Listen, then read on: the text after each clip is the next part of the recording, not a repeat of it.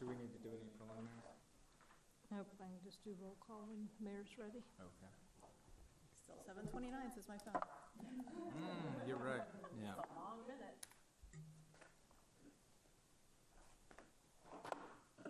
And Paul, I'll turn it 7:30. directly over to you for intro. Good evening, everybody. Welcome to the September 3rd work session of City Council. Everybody, welcome back from recess. Hopefully, everybody had a good 2 weeks off. I think we're jumping right back into it. So let's start with roll call, please. Thank you, Mayor. Ms. Connolly is absent. Ms. Flynn? Here. Ms. Hiscott? Here. Mr. Snyder? Here. Ms. Underhill? Here. And Mayor Hardy. Here. Thank you, Mayor. I don't think anyone's electronic because Mary Beth is not calling in altogether. I checked in with her. So, I think we're All ready to right. So one note on the agenda, we had a discussion just before this meeting, and we will do the bike master plan after ADs and do the stormwater last, just to keep the two CPEDS items together. And so we'll start off with accessory dwelling, and I'll turn it over to Mr. Stoddard for an introduction, and then Mr. Trainer will give the Before staff Paul report. starts, we have disclosure statements we want to read. Yeah, thank you. Yes, thank you. The City Council is discussing tonight the proposed accessory dwelling unit ordinance. I, like many others in the city, am an owner of a residential property that would be eligible for an accessory dwelling unit if the proposed ordinance were to pass.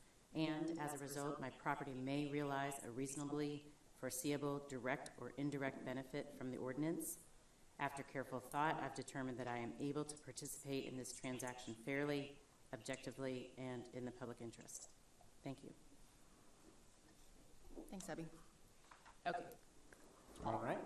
Thank you, Mr. Shields. Thank you, Mayor Hardy and members of council. I'm Paul Stoddard, Planning Director with the city. I'm going to set up this item, introduce this item before I turn it over to our lead staffer on this one, Mr. Jack Trainer. The request tonight on line 2 of the staff report is for council to hold its first work session, not on ADs generally, but first work session on the draft framework specifically. And this is a draft framework for possible code amendments that would provide more flexibility to build accessory dwellings within the city. Just a note on how we got to this point tonight. So staff had developed this framework using national best practices, input from public meetings, as well as city boards and commissions and comments from council that were collected over the most recent phase of this project, where we were going out to the community with information and hearing what their interests in ADs were, as well as what their concerns about ADs were. Going forward from this work session tonight, this same draft framework will be shared throughout the community generally, as well as with boards and commissions.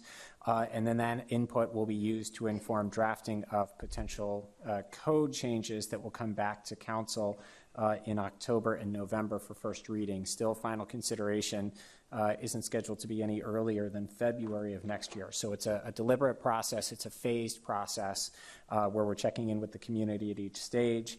As I mentioned at the open, this is your first work session on this draft framework, so the request from staff tonight is to receive the presentation and then also to provide staff with direction on the specifics within the framework. But with that, I'll turn it over to our lead staffer, Mr. Jack Trainer. Okay, thank you, Mr. Stoddard. Good evening, Mayor Hardy, members of council. Just a minute, if I could interrupt just a minute.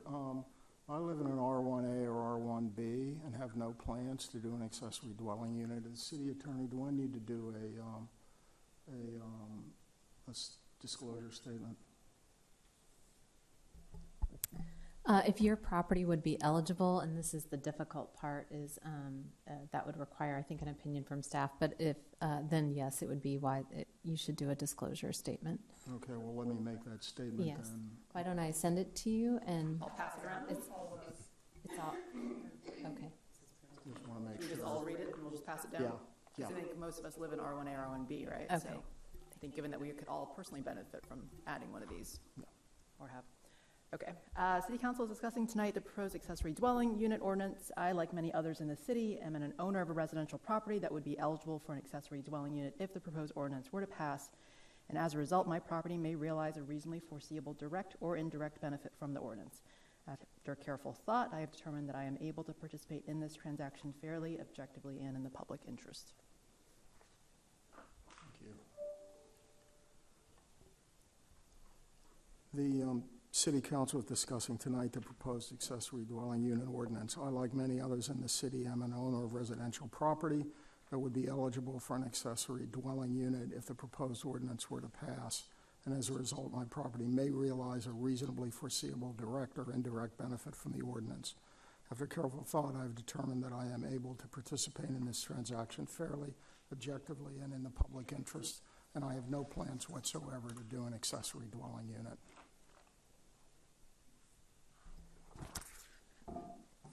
The City Council is discussing tonight the proposed accessory dwelling unit ordinance. I, like many others in the city, am an owner of a residential property that would be eligible for an accessory dwelling unit if the proposed ordinance were to pass, and as a result, my property may realize a reasonably foreseeable direct or indirect benefit from the ordinance. After careful thought, I have determined that I am able to participate in this transaction fairly, objectively, and in the public interest.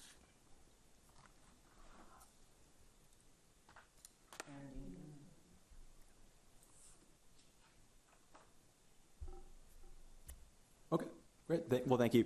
As Mr. Stoddard mentioned, Council tonight's requested to hold a work session on a draft framework for possible amendments to the zoning ordinance related to accessory dwellings, which again, this draft recommendation was crafted through national best practice review, input from public meetings and city boards and commissions, data collected at 2 open house meetings, and an analysis of proposed state code regarding accessory dwellings.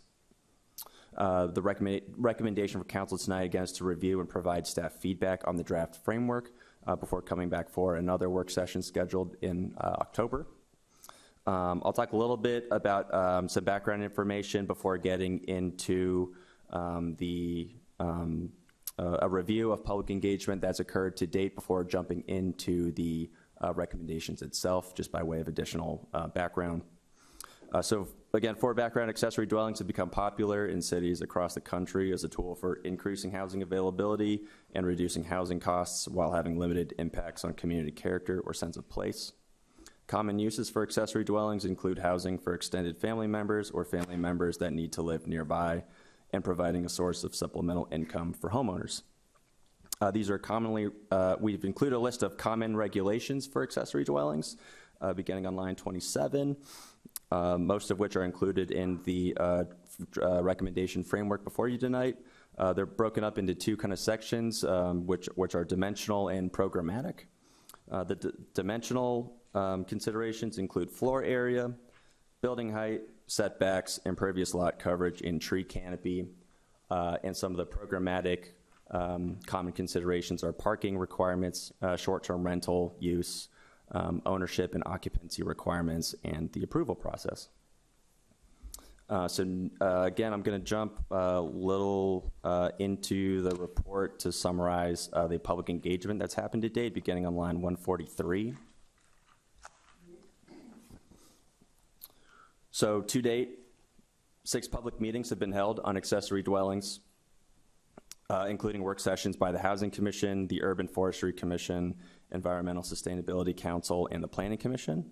Staff's also hosted 2 open house meetings gathering input for a draft initial recommendation. And we've included the summary of some of the dot voting results that were collected across those 2 open house meetings. Those are beginning on line 168, which I'll run through now. So 168 begins with the kind of design considerations. Again, we had dot voting boards across the 2 open house meetings where folks use dots basically to communicate their preference for a range of considerations for accessory dwellings. The first was a maximum height. The options presented were 15 feet, 20 feet, and 25 feet. And across the 2 open house meetings, the 25-foot height maximum was received the most votes. For maximum floor area, the options were 500 square feet, 750 square feet, and 1,000 square feet. And across the 2 meetings, the 1,000 square foot gross floor area maximum received the most votes. For rear setbacks, the options were 5 feet, 10 feet, and 15 feet. And the 5-foot rear setback and side setback received the most votes across the 2 days. For programmatic considerations, this ranged from Again, many of the things that were mentioned at the top of the presentation, but we also included some additional ones like the one beginning on line 175, what most interests you about accessory dwellings. And the top three voted interests about accessory dwellings were aging in place or housing for intergenerational family members, which received the most votes across the 2 days, housing affordability, which received the second most votes, and supplemental income opportunities for homeowners.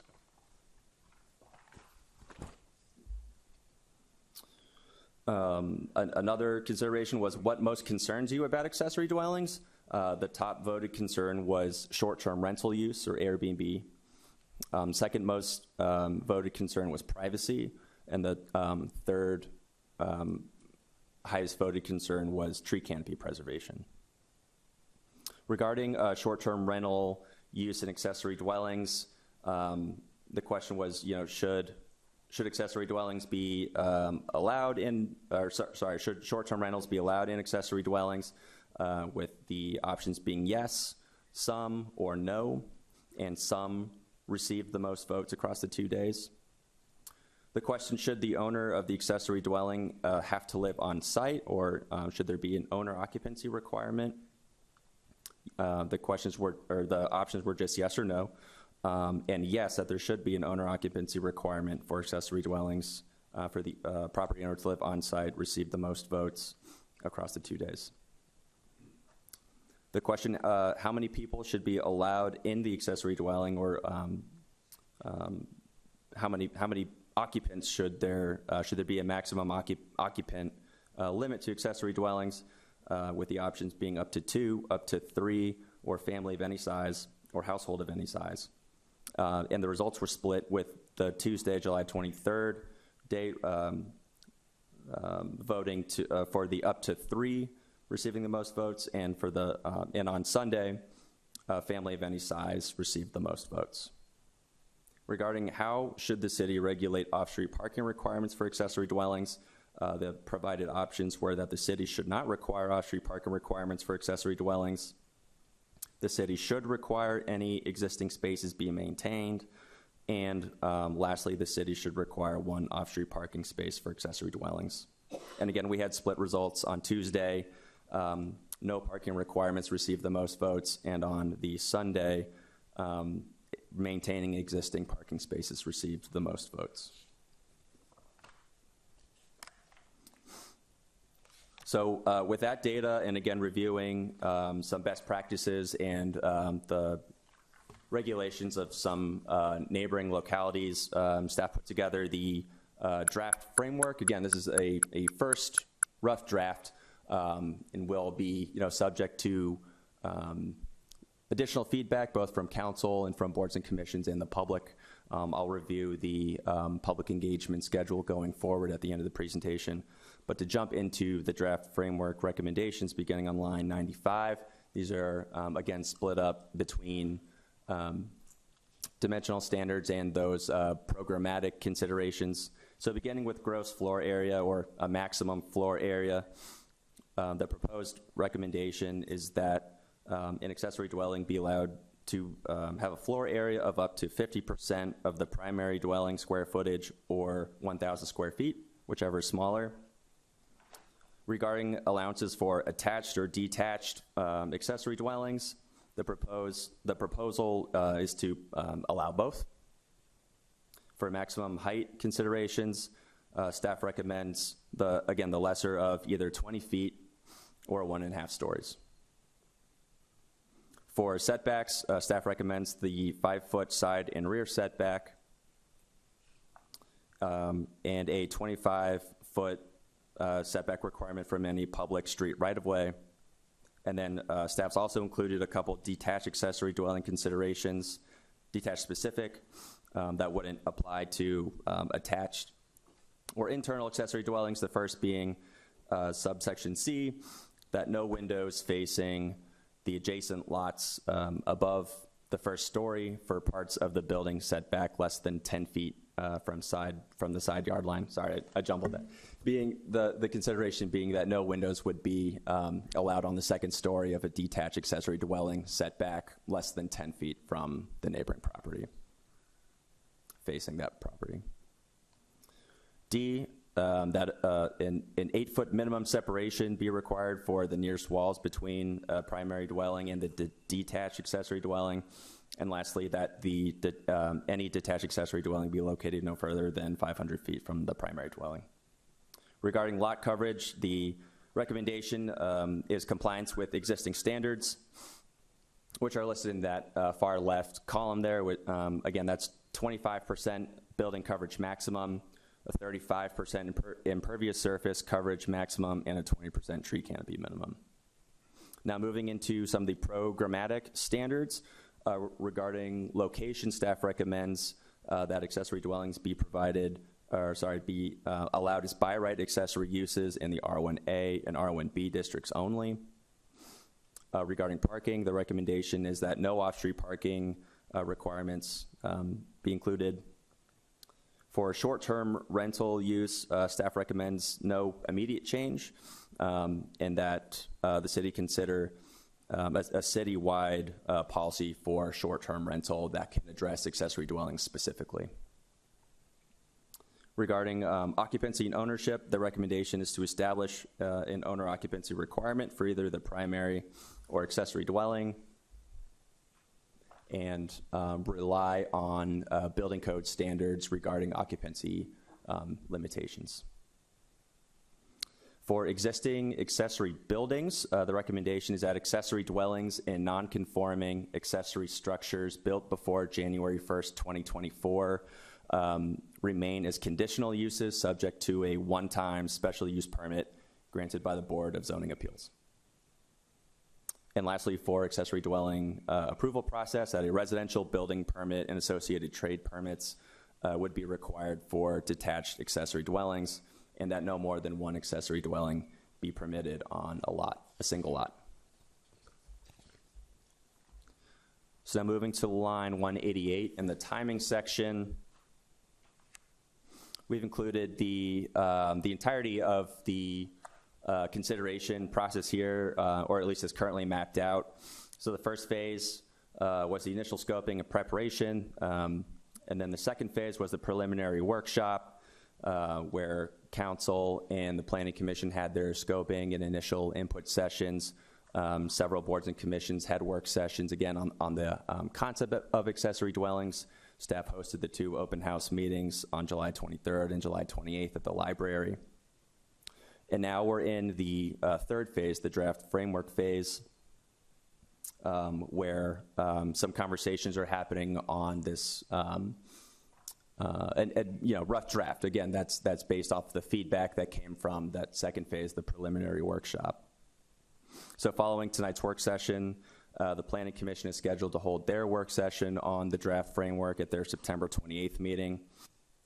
Staff will also be holding 2 more open house sessions on September 25th, which is a Wednesday, and Sunday, September 29th.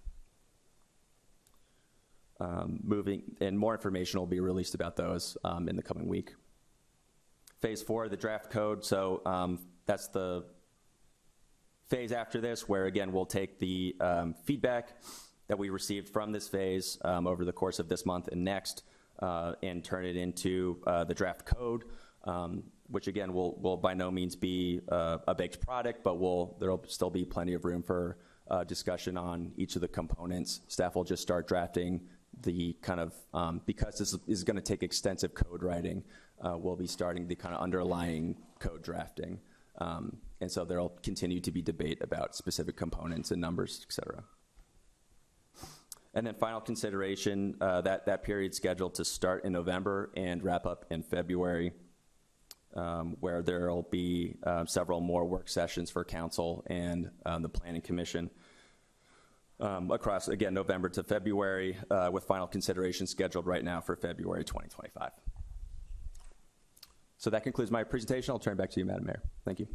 Thank you, Jack, and thank you for holding the 6 public meetings thus far. I think we're getting good input. I think many of us were at those open houses, and those were quite well attended, so thank you for hosting those. Let's open up to questions. Justine? I'd like to reiterate the thank yous for putting this all together, listening to people, and of course having more sessions going on in the future. I'll try to go through my questions as quickly as possible. why exclude RM zone? Back up, are there any single-family houses in the RM district? No, the RM primarily are townhouse districts, so there's single-family attached, but they're townhouse projects. So there's no detached single-family. Single-family homes in Correct. that district, okay. How is this detached accessory dwelling unit ordinance different from the accessory structure ordinance that we already have on the books? Because my understanding is that people can already live in an accessory structure, according from last year when I asked the zoning administrator. The only difference is that you can't have an oven. Is that still the case? Is basically the biggest difference here just that we're adding an oven? Well, not in oven specifically. So to qualify as an accessory dwelling, right, the structure has to have all the provisions for living and sleeping, which includes the kitchen, wet bar, electricity, heat. So it's not just an oven that is the difference between an accessory structure and a dwelling. An accessory structure can include things like a garage, right, that may not have any of the other things required for a dwelling. It may have everything but an oven. Mm-hmm. In both scenarios, it's still not considered an accessory dwelling. So an accessory dwelling has a lot more considerations that make it a dwelling versus an accessory building. Okay, so I mean, my understanding is you could, like right now, you could have, my neighbor has a structure, or neighbor down the street has a structure that has electricity, I think has a bathroom in it, and I think they're allowed to have someone sleep, they could put a bed in there. So my understanding is, but the one thing that they can't do is put in an oven. If that would be like the final missing piece. Yeah. Correct, yeah. Okay. I just want to make a plug for fire safety and life safety. If anyone is living in an accessory structure, I would encourage them to get some sort of certificate of occupancy to make sure they have safe wiring, that there's safe egress, that there's enough room in and out of the doorways and the hallways. So I wouldn't encourage people to live in unpermitted structures, but I think the point is you need multiple elements to qualify as to rise to the level of being a dwelling in the zoning ordinance. And so when you remove any one of those elements, it's no longer considered a dwelling. Okay. And to your point about living in it, right? So someone could theoretically be renting out an accessory building that doesn't qualify as a dwelling. In the eyes of the zoning ordinance, the city doesn't regulate rentals. Mm-hmm. So that's how that could happen. But, under the proposal, accessory dwelling obviously would be regulated and permitted. Yeah. Okay. I think I understand. Thank you. In terms of, given that we're not changing the percentage of the lot that one can occupy a home on. Given that, are we expecting any sort of fiscal impact to the city allowing detached units versus the attached or, large structures that we already allow on 25% of the lot? So I'm not sure Are we expecting any additional fiscal impact to allowing accessory dwelling units? Detached? Detached, yeah. Mm-hmm. I think, certainly a detached accessory dwelling would probably have larger, fiscal impact to the lot than in attached. Mm-hmm. So, yeah, individually, that would probably affect the property more than in attached. But in terms of citywide, as we've observed, the share of accessory dwellings is so modest compared to new houses that get built, particularly detached accessory dwellings. I guess that's my answer. It's detached would have a larger share of, or a larger impact financially than in attached. To the city? Yeah. Okay. I guess, is there any way to quantify that, or no, not really? And we're working on that. We're still kind of yeah. Okay. Those conversations are still ongoing. Okay, Yeah. that's fine. I think with any sort of proposal that comes in front of council, we always want to make sure we run a fiscal impact analysis. One of the reasons we're having the conversation about the framework now is so that we know what to model. That without a framework, it's difficult to model what the impacts could be because we don't actually know what might get developed. And so this is why we're having the conversation about the framework now. And we did flag in the staff report that a fiscal impact would be forthcoming as the framework sort of fits into a little tighter mold. Got it. Okay, perfect. Other things, I was just wondering, is there a reason that we picked 20 feet versus 25 feet? It seemed like, so 25 is what Arlington allows and also what was a popular answer there. Yeah, that was made sort of in concert with the rest of the draft recommendation. So 1,000 square feet, if you allowed for a 1,000 square foot gross floor area and 25 feet, you end up obviously with a larger potential structure than 1.5 stories or 20 feet. And so to keep it sort of proportional to the principal structure, the recommendation was made for 20 feet. I guess the other thing, let me see if I can find it. We talk about the lesser of 50% or 1,000 square feet. Given that you can only build up to 25% of the lot, why not just say up to 1,000 square feet and no more than 25% building coverage?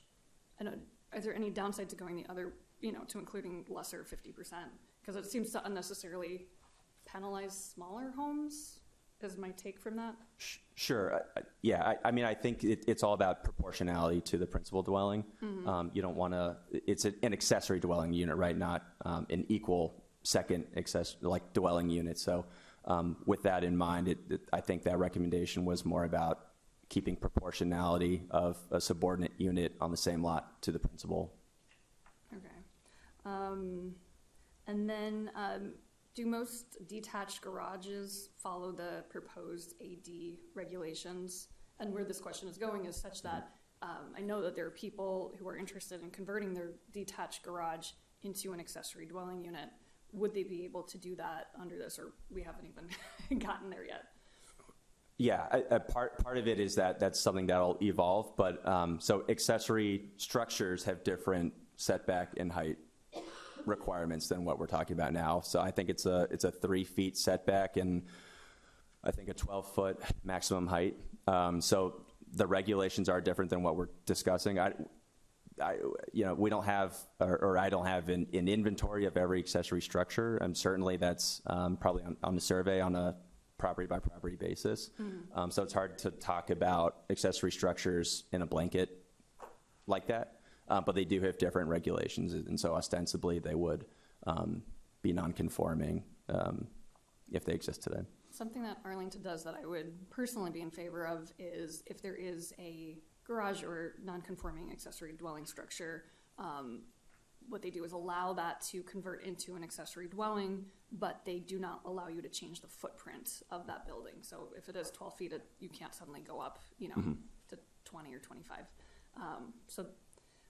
Given that, I think that would be a simpler path for people to go, especially if they already have an accessory structure that they want to convert. I would be in favor of that. Other things, in terms of the owner occupancy, would you have to have owner occupancy to be able to build the accessory structure? As in, right now I know the development pattern is, or in many places in Falls Church, is a builder will actually buy a property and then completely tear everything down and then redevelop it. And so I guess in some ways giving a builder an option to build an accessory structure rather than completely tearing down the home, I think would be generally a positive path forward. And so I am wondering, does this right now, as we're proposing it, preclude that from happening? I think that order of operations we may need to think a little bit about. I think right now we're still just kind of in a binary mode, owner occupancy or not. Okay. And so those kind of nuances we'll definitely need to think a little bit more about. Okay. Other things that popped up were located no further than 500 feet from the primary dwelling. As long as it's conforming by all the other regulations, I don't necessarily see a reason why it can't be more than 500 feet away, as long as it's has whatever setbacks from the rear and side. Let me see what else. Does the gross floor area of the main house, what we're using the calculations on, does that include basements? Yeah, the zoning ordinance definition of gross floor area does include the basement. Great, okay. Okay, I think that's all my questions for right now. I would generally be in favor of, I don't see necessarily a problem with 25 feet. Again, the 1,000 square feet rather than the lesser of 50% versus 1,000 square feet, I think would be, I would be in favor of. And then changing the located no further than 500 feet from the primary dwelling, I would also be in favor of. And that's all. Thank you. Great. Who's next? Debbie? Thank you. Thanks. Justine asked several of my questions. It's always great to have a very detailed person go before you than who asked a lot of your questions articulately. Thanks again to staff. Thanks to all the people who have joined us tonight and who have sent in their opinions and dot voted, and will continue to do so throughout this process. I just have 2 questions at the moment. So we've been talking a lot lately with folks at Welcoming Falls Church. We've been working with them. We've resettled 5 Afghan families to the City of Falls Church. We, as a city, are financially supporting them, and they often are families that have, multiple children, often 3 children, and it's been a challenge in a lot of our rental units to have a 2-bedroom with, 3 kids in one room and 2 adults in the other room. Insight Properties has been worked really well with us over at Falls Green, and so we've been using 2 bedrooms there. Are there any restrictions like that on a single-family home, size of house, restrictions on currently on number of people per bedroom? I'm just not familiar with that. We bumped up against it as a problem like this. So it's not specific to the well, yes, there is a definition in the zoning ordinance, but that's probably not what people are bumping into here. So within the city zoning ordinance, a household can have any number of people related by blood or marriage, or up to 8 unrelated individuals. And that's defined in the zoning ordinance. You'll see it under the definition of family, but for reasons of fair housing law, staff tries to use the word household instead of family.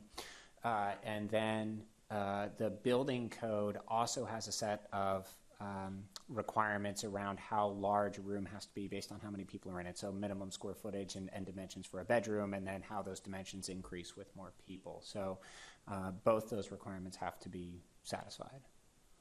Okay, on the number of people, I'm just thinking of these families in particular, that it would be great to see it tied into zoning as it currently exists for single-family homes, to the extent square footage and the orientation, everything else allows for that. Back to Justine's question on the number of accessory structures and kind of the impact on the city, I guess along the same lines of discussion we've had, is making sure, like, we receive, obviously, if you build something, you pay taxes on it, making sure that to the extent those taxes support any additional services that the folks there would need from the city, just to make sure that we're covering our bases. And then I just wanted to thank you for including some of the ESC comments, just to reiterate that they're definitely in support of not changing any of the current lot coverage, impervious, or tree canopy. That no matter whether it's approved and you build an accessory dwelling and a main dwelling, or you tear down a current and build out to a maximum, that we continue to manage and maintain and be responsible for keeping the tree canopy, keeping our lot size and our setbacks, regardless of how that's built. Those are my questions for the moment. Thank you. Thank you. I don't think I said I was in support of what Justine said. I was just appreciating your comments, but I too am in support of the same dimensions. There are 3 that were mentioned: 25 feet in height, 1,000 square feet. And I'd like to learn more about the 500-foot setback from the main house. And not sure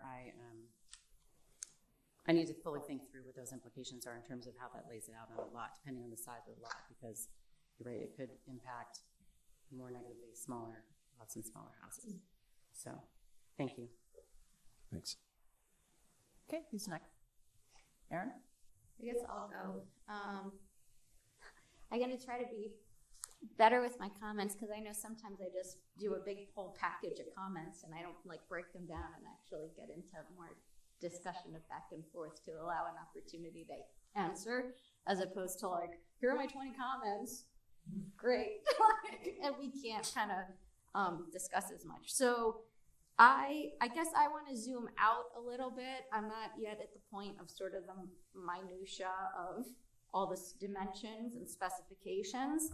I fully understand why you're trying to get some of those reactions from council in order to facilitate kind of community discussion around this.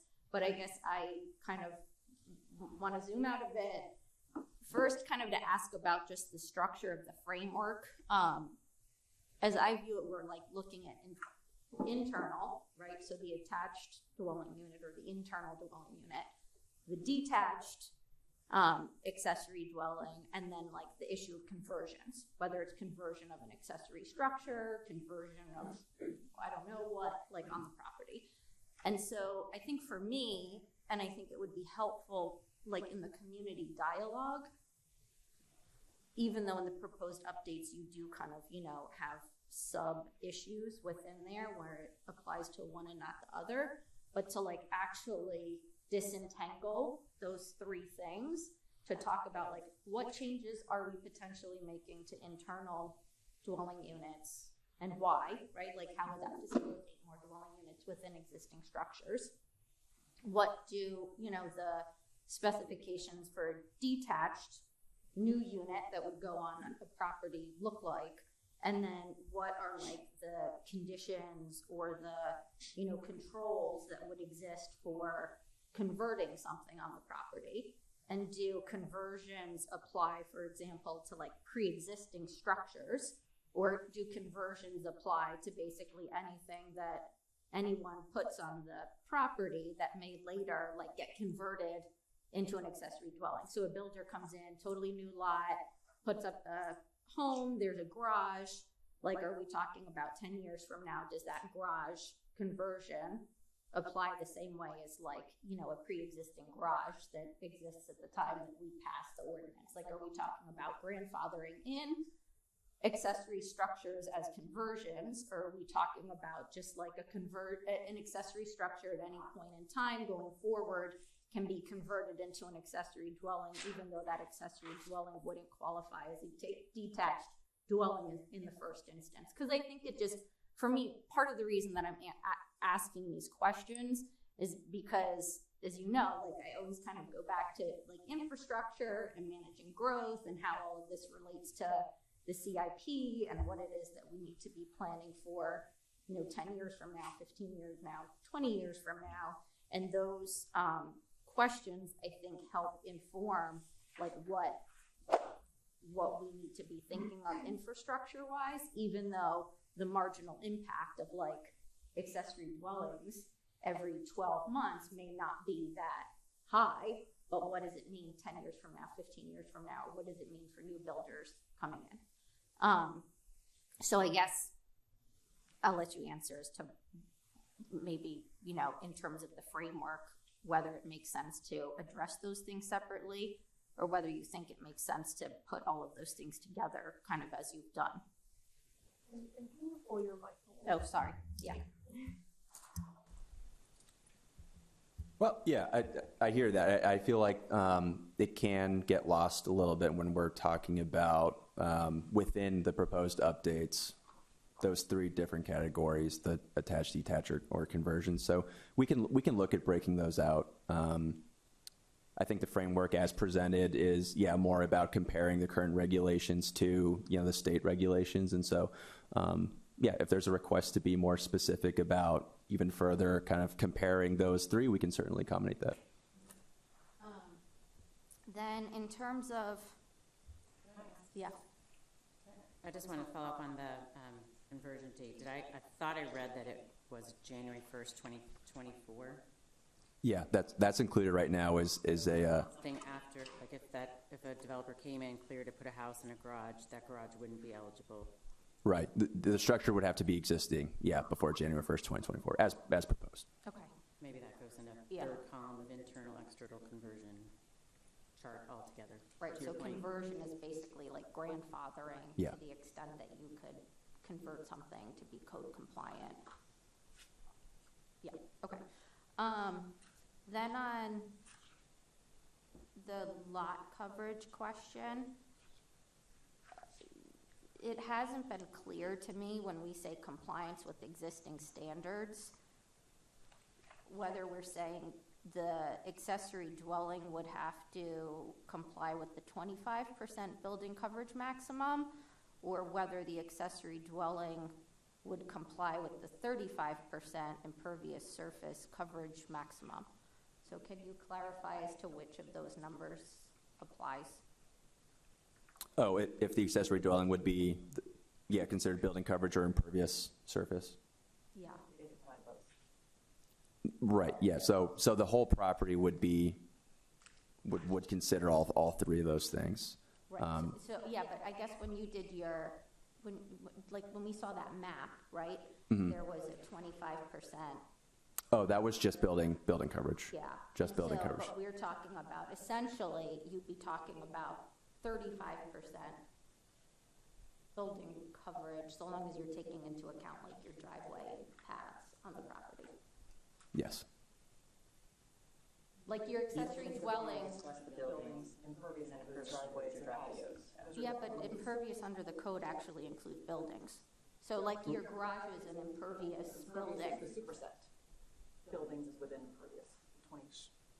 Yeah, so if you were to think of a Venn diagram, and someone had a property, they could have, boy, I hope I do this right on the fly. So they could have 20% of their primary building cover the lot, and that would eat up 20 of the 25% of allowable building coverage.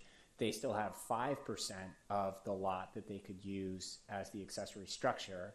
But now in total, they've used up 25%, so they only have 10% left for driveways or other hard surfaces like patios or things of the like. Okay, but what about something like a garage, right? A garage doesn't count against their 25%. A garage counts against their 35%. Where does the garage count against the 25%? It certainly counts against the 35%. I think we'd have to check the definition on building. Like a carport, it might be a nuance of the zoning code, right, where like a carport doesn't count as a building, but a garage does. But we clarify that. It has to do with walls and. Okay, so you're saying that, Garage so does. for a conversion, for both internal and detached dwelling units, and then for conversions, all the building coverage would still be in 25% or under. For the whole lot, that's right. Okay. Then in terms of, like, the controls, so to speak, or larger framework,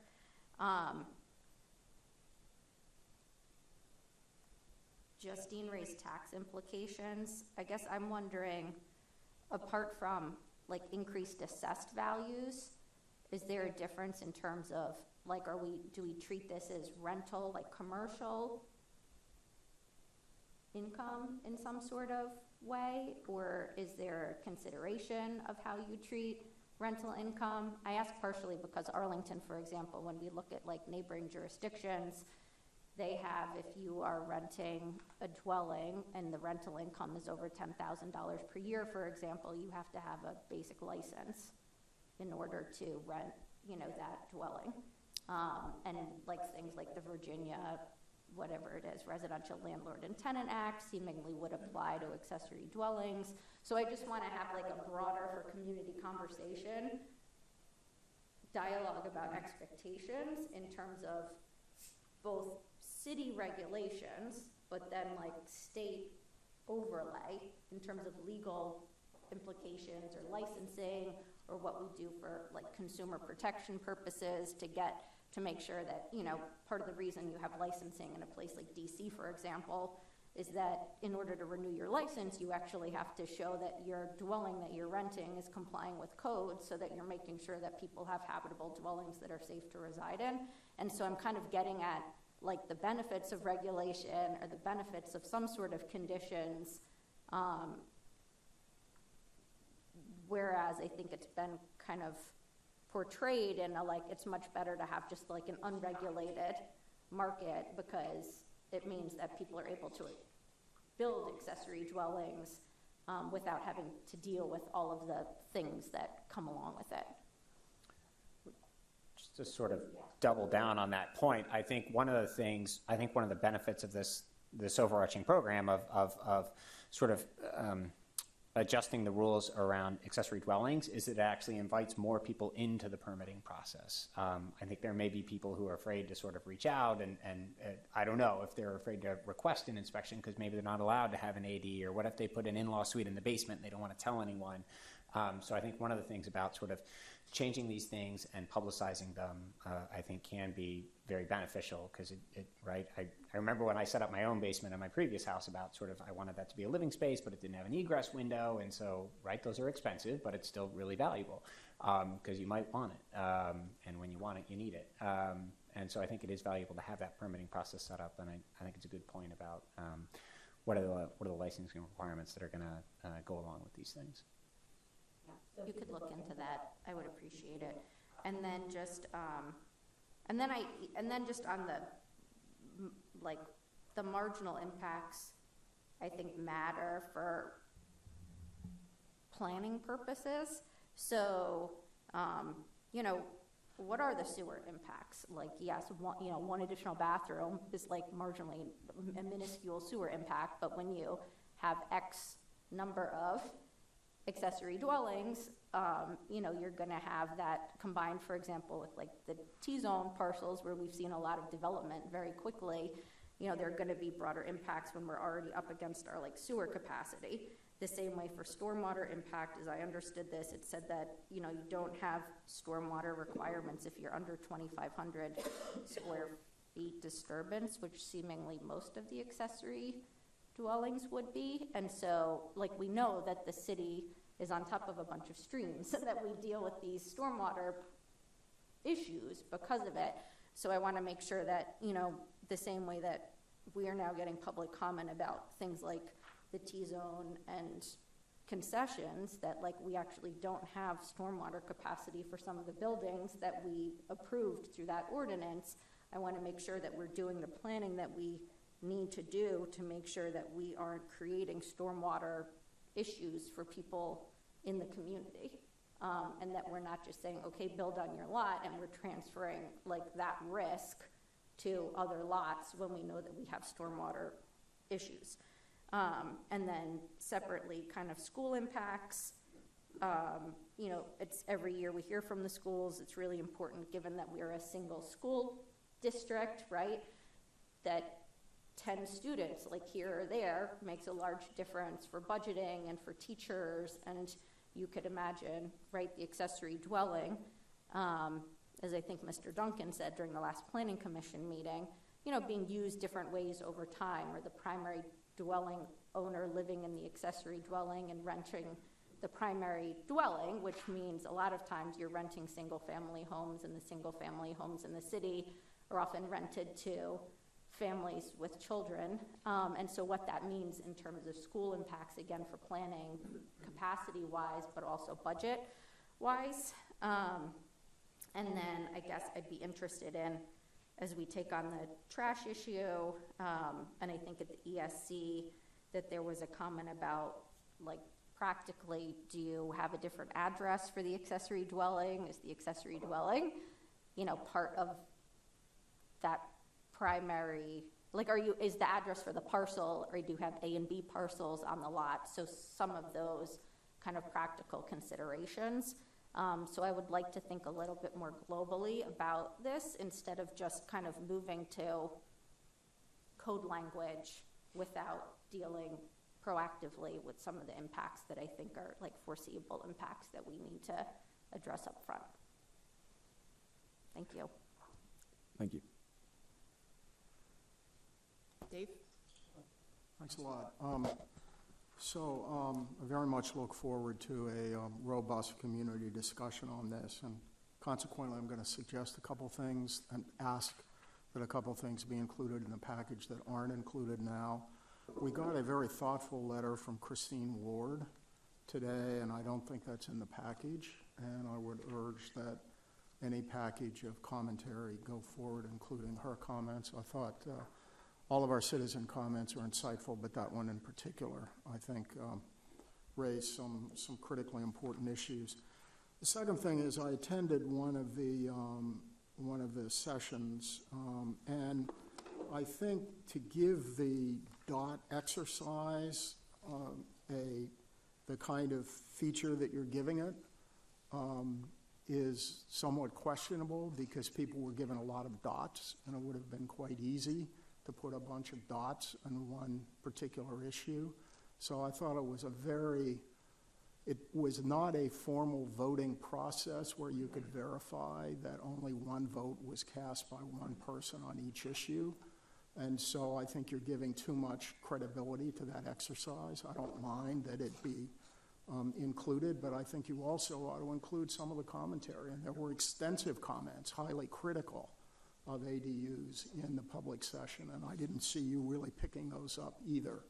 So I think if you're going to fairly present the results of those sessions, you're going to need to add a lot more and downplay the significance of the so-called dot voting, because it wasn't clear that you couldn't place all of your dots on one particular issue. So you could have 3 or 4 people putting 20 dots on one item. So I think that's important to minimize. Now, you can report it, but I think you've got to provide the correct context of it. The next thing is, in the package, you have an advocacy note from the AARP. In this case, they are an advocacy organization. I would suggest that you might also want to present counter-arguments to give people the true sense that city staff is being neutral on this and not acting as an advocate. I also note that in your PowerPoint presentation, I think I mentioned this before, there was a section on benefits, but no discussion on potential negatives. And so I want to make sure that we give the citizens a complete package to consider. Also, I think our surrounding jurisdictions, while there's short mention of them, I think you should talk more about it, because I think they've been far more careful than one might suggest based upon the grid that we have. So outlined in the grid of issues and discussions. So those are a couple things I'd recommend. So I'm concerned about a couple issues. The notion that you don't have to provide parking spaces on site.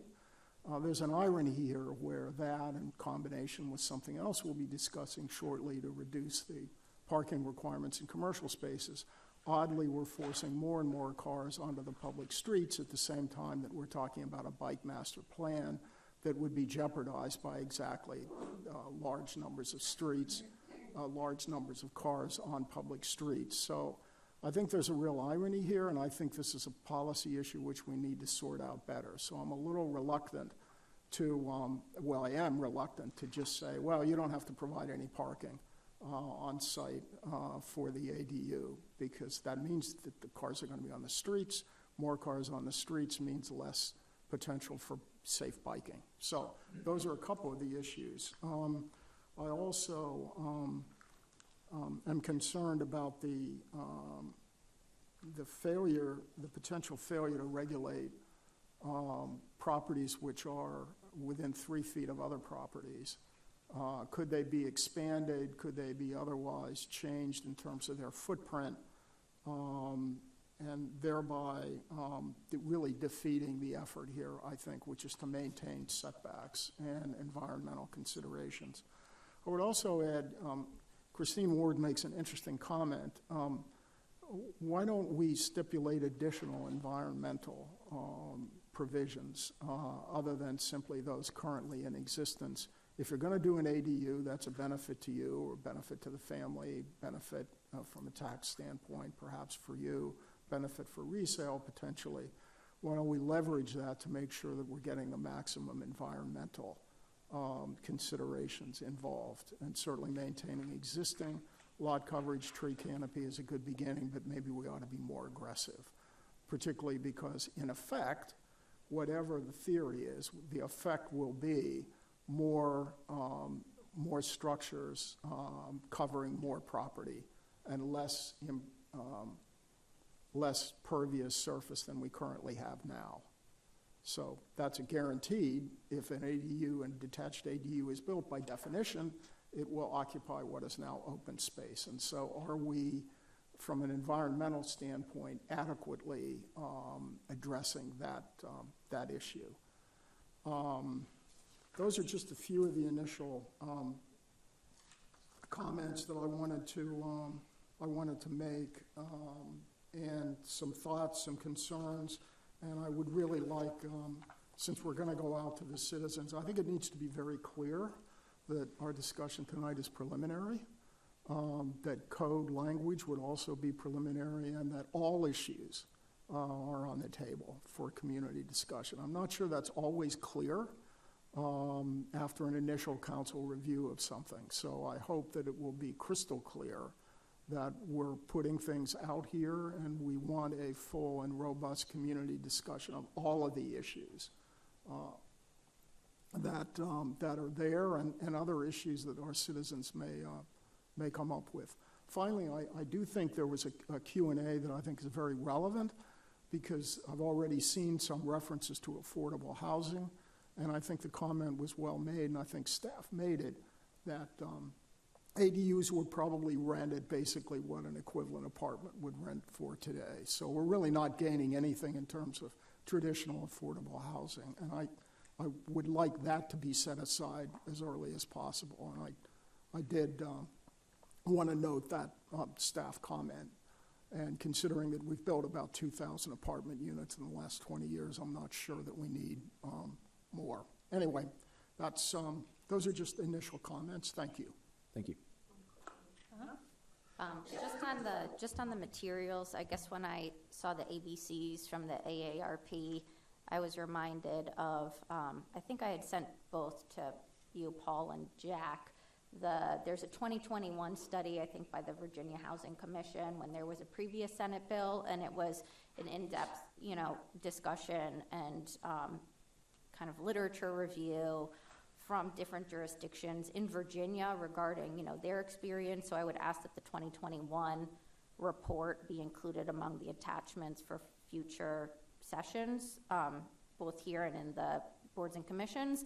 And then also, when SB 304 was referred out to the Virginia Housing Commission, they had their initial meeting in May 2024, and they have kind of a helpful 19-slide PowerPoint that I sent in a follow-up email.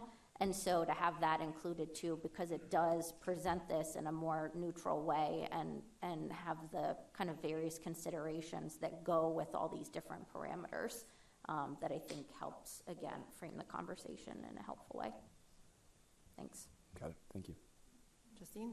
And also just following up on some things, given that a house or a structure can cover 25% of the lot, something that I personally care about is that we're not putting undue onerous regulations on accessory dwellings that we wouldn't put on a main house. So in terms of licensing, like if we're going to put it on accessory structures, I'd like to make sure that it's also something that's on a main house. If we're talking about sewer impacts and all these other things, whether someone covers 25% of their lot with an accessory structure and a small house, or with one large house, I'd like to make sure that the regulations are somewhat fair across the board.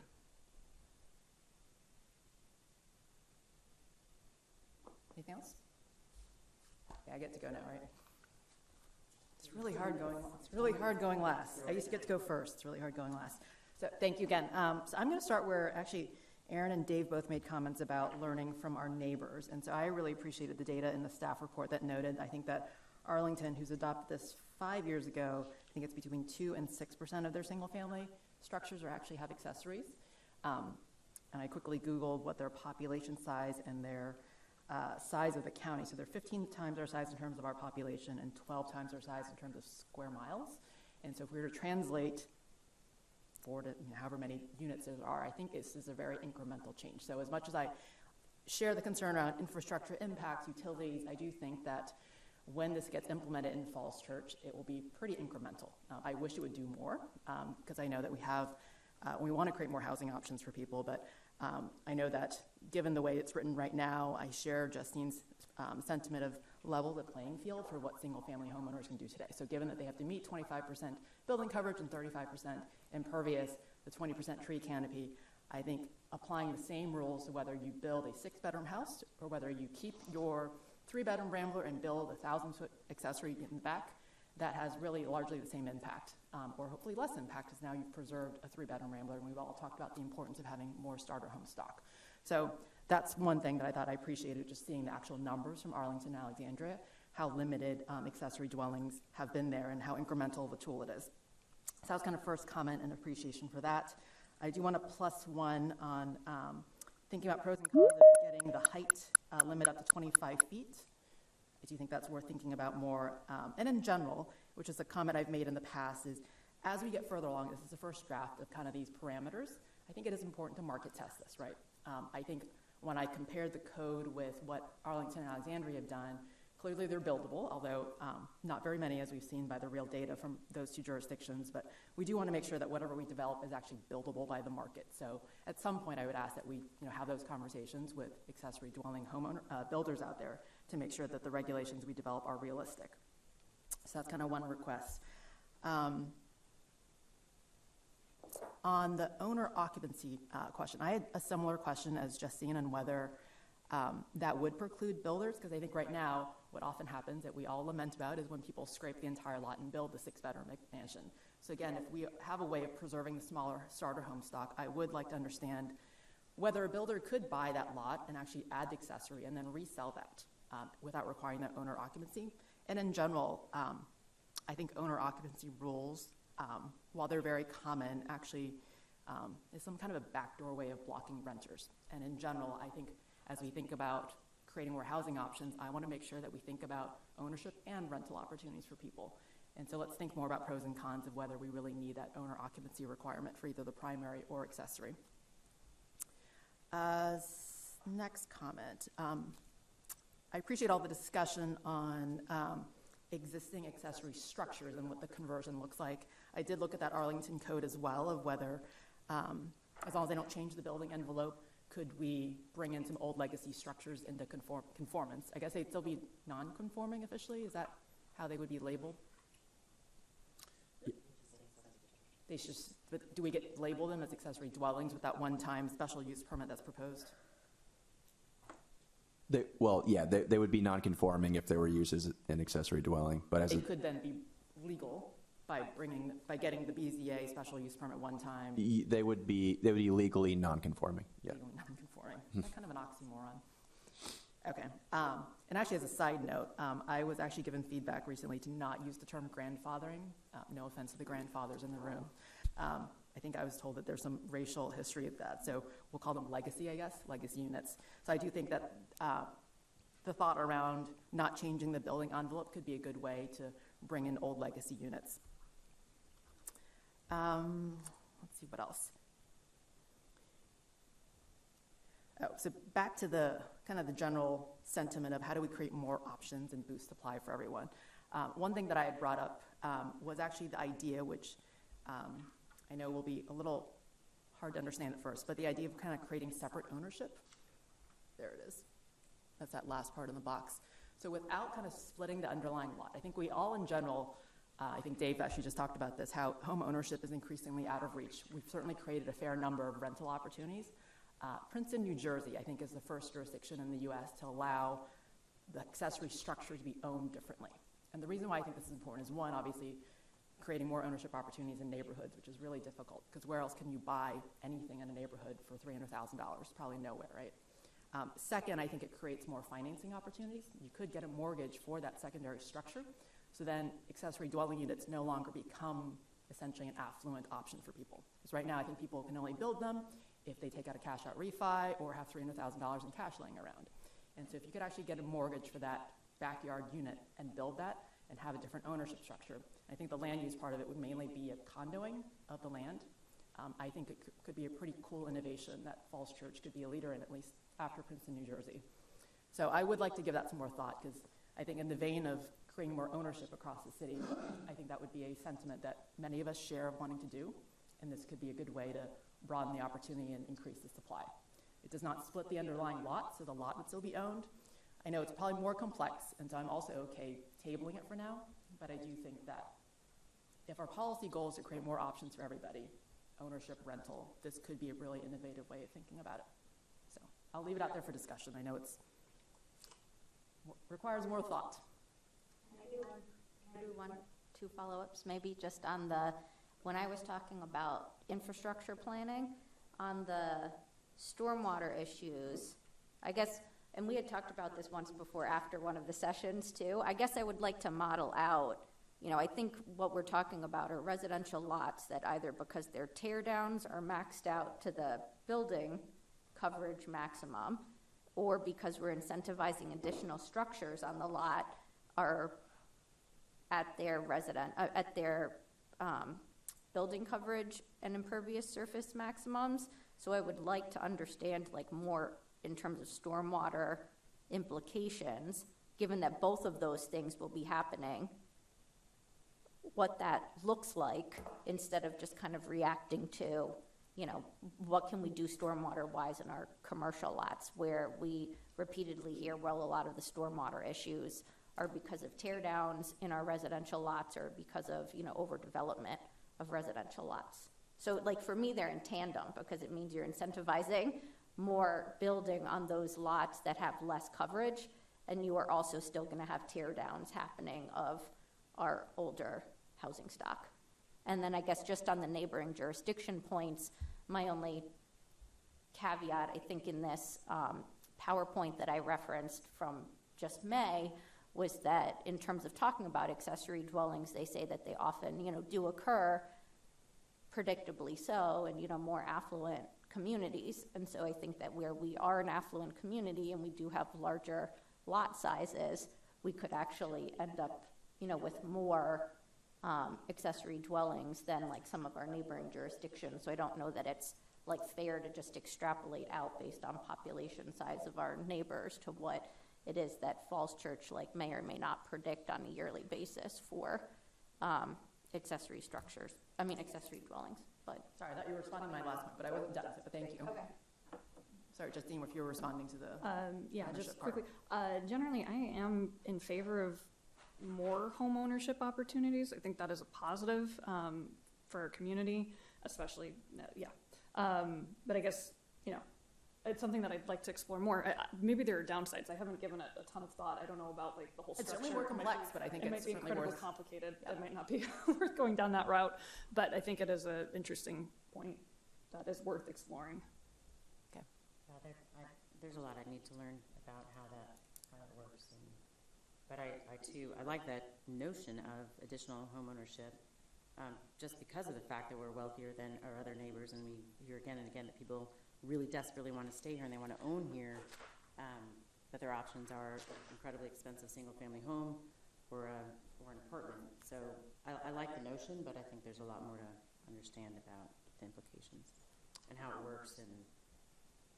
But I like the concept, but I need to understand more details. Agreed. Yeah, hi.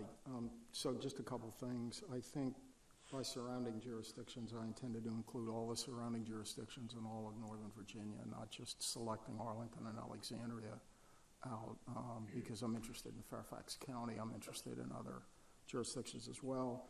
Point number two, I think if we're going to really move into this ownership, we need to be honest that we're eliminating single-family zoning.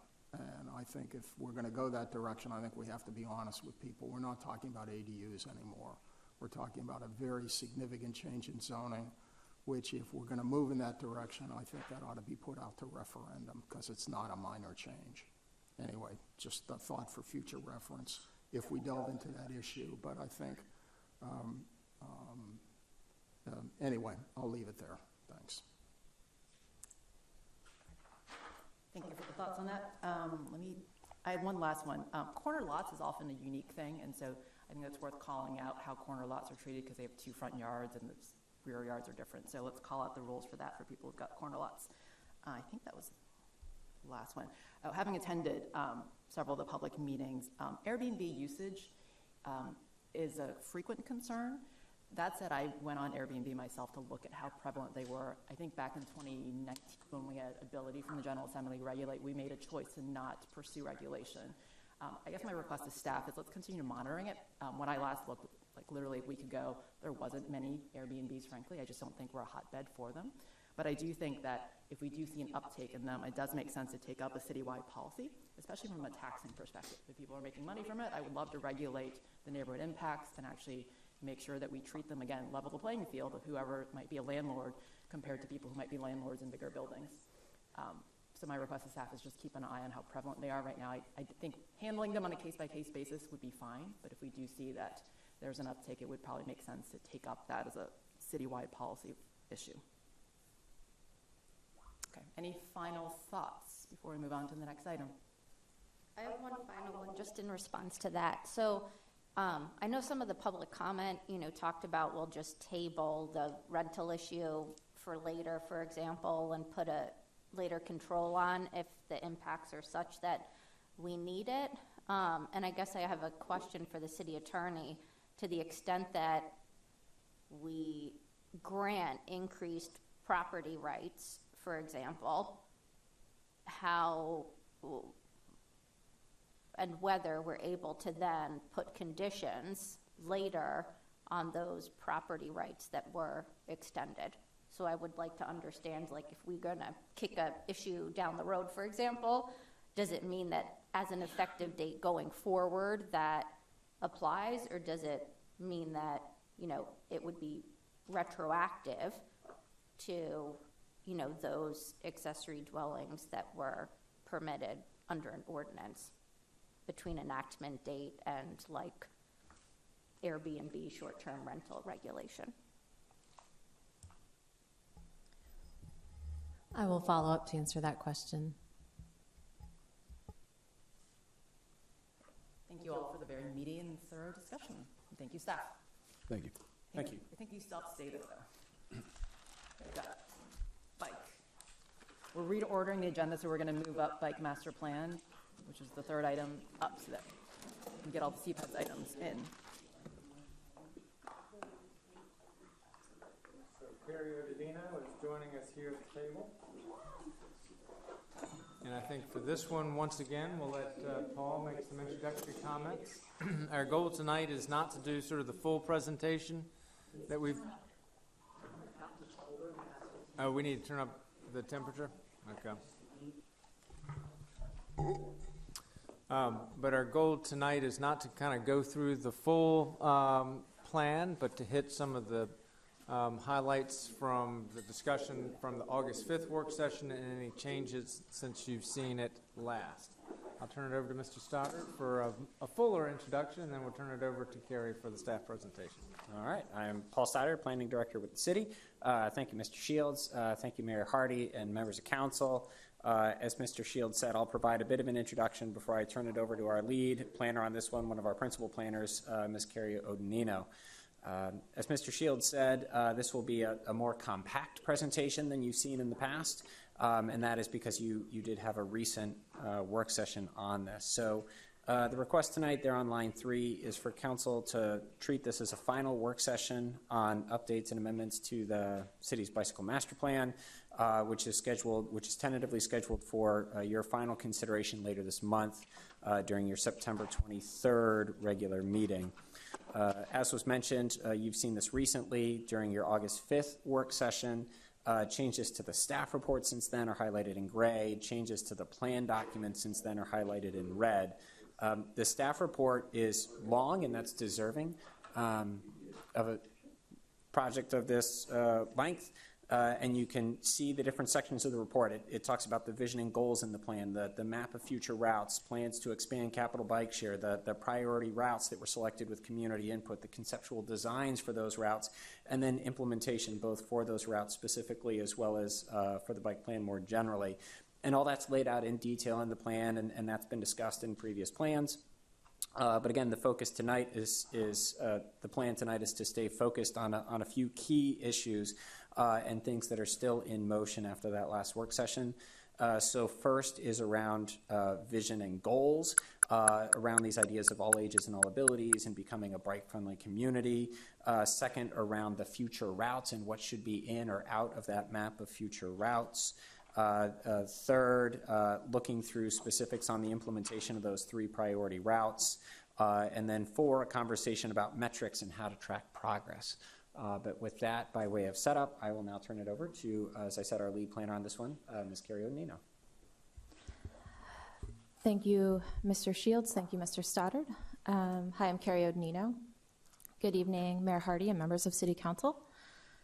So Council is requested to receive an update and hold a final work session regarding the Bicycle Master Plan update.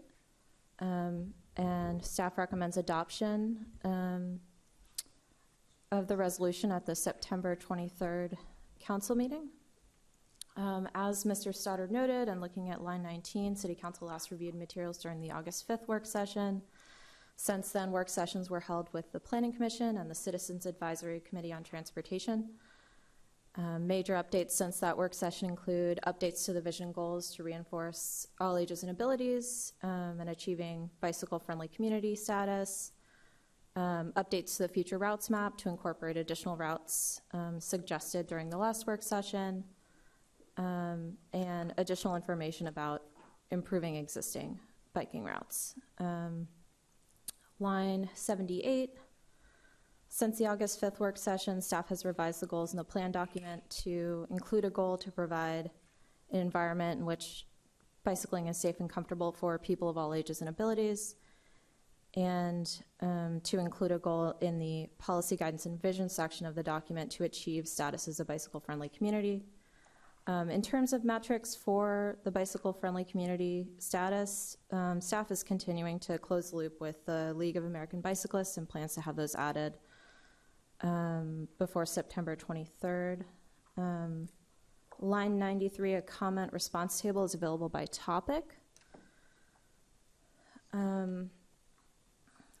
Looking at the map of future routes, that map is an out-year vision, provides an out-year vision for a connected and complete bicycle network.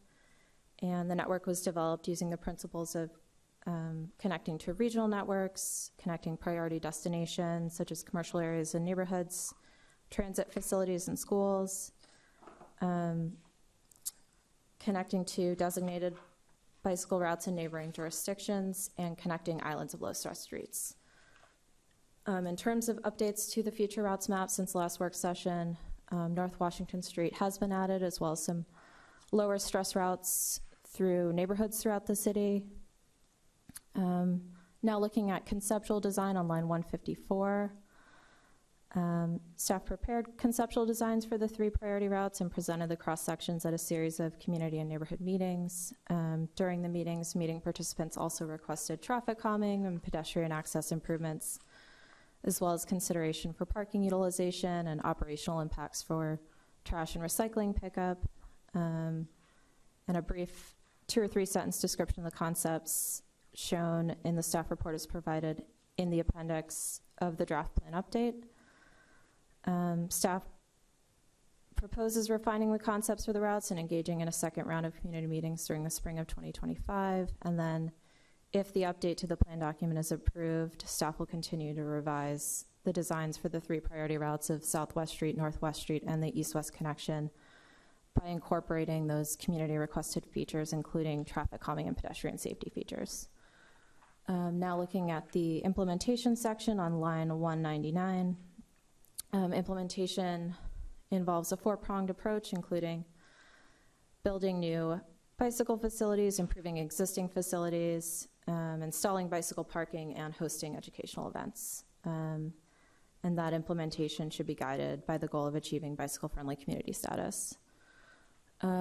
Moving down to the timing section of the report, line 244.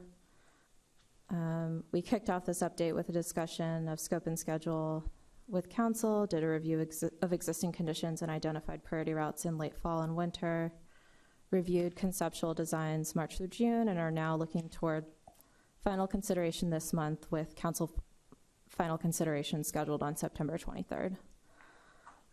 So I'd be happy to take any comments or questions at this time. Thank you, Carrie. Christine? Thank you so much. We threw a lot at you last time, and so thank you for so wonderfully combining a lot of things that we threw at you.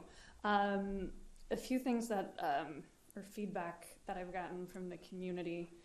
I do want to be clear. So what we are voting on the next time is going to be the bike master plan, not that we're not voting on the information in the staff report. So what we're approving is the bike master plan and solely that. Even so, it has led to some consternation, the images on line 190 and 194 in the staff report.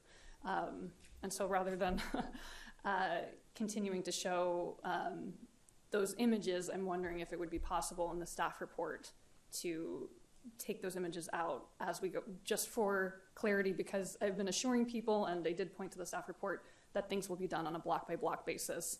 But this then sort of puts things in a different direction, and so there's a little bit of confusion there. Yes. Just by history, we ran into actually a very similar situation on another project. So years ago, on the WNOD master plan, there was concern about showing a WNOD rerouting going through Crossman Park. And the neighborhood was very upset because they had worked 10 years prior to that plan to get something removed from a plan. But because it had been removed, there was no record of it. So I wonder if the concern is clarifying that these need to be done on a block-by-block basis. Maybe we just state that in the affirmative on this picture rather than taking the picture out so that the conversation doesn't get lost. Okay, then I think making clear that this is preliminary and sort of painting things with a broad brush, and this is not how things are necessarily going to turn out. We are going to look at things on a block-by-block basis. And I think reaffirming that in those lines, even though we're not voting on the staff proposal, we're voting on the bike master plan, but I think clarifying that here would be helpful. Yeah, we can put a stamp right on the image that says conceptual only to be developed on a block-by-block basis. Perfect. Okay, that would be great. I appreciate that.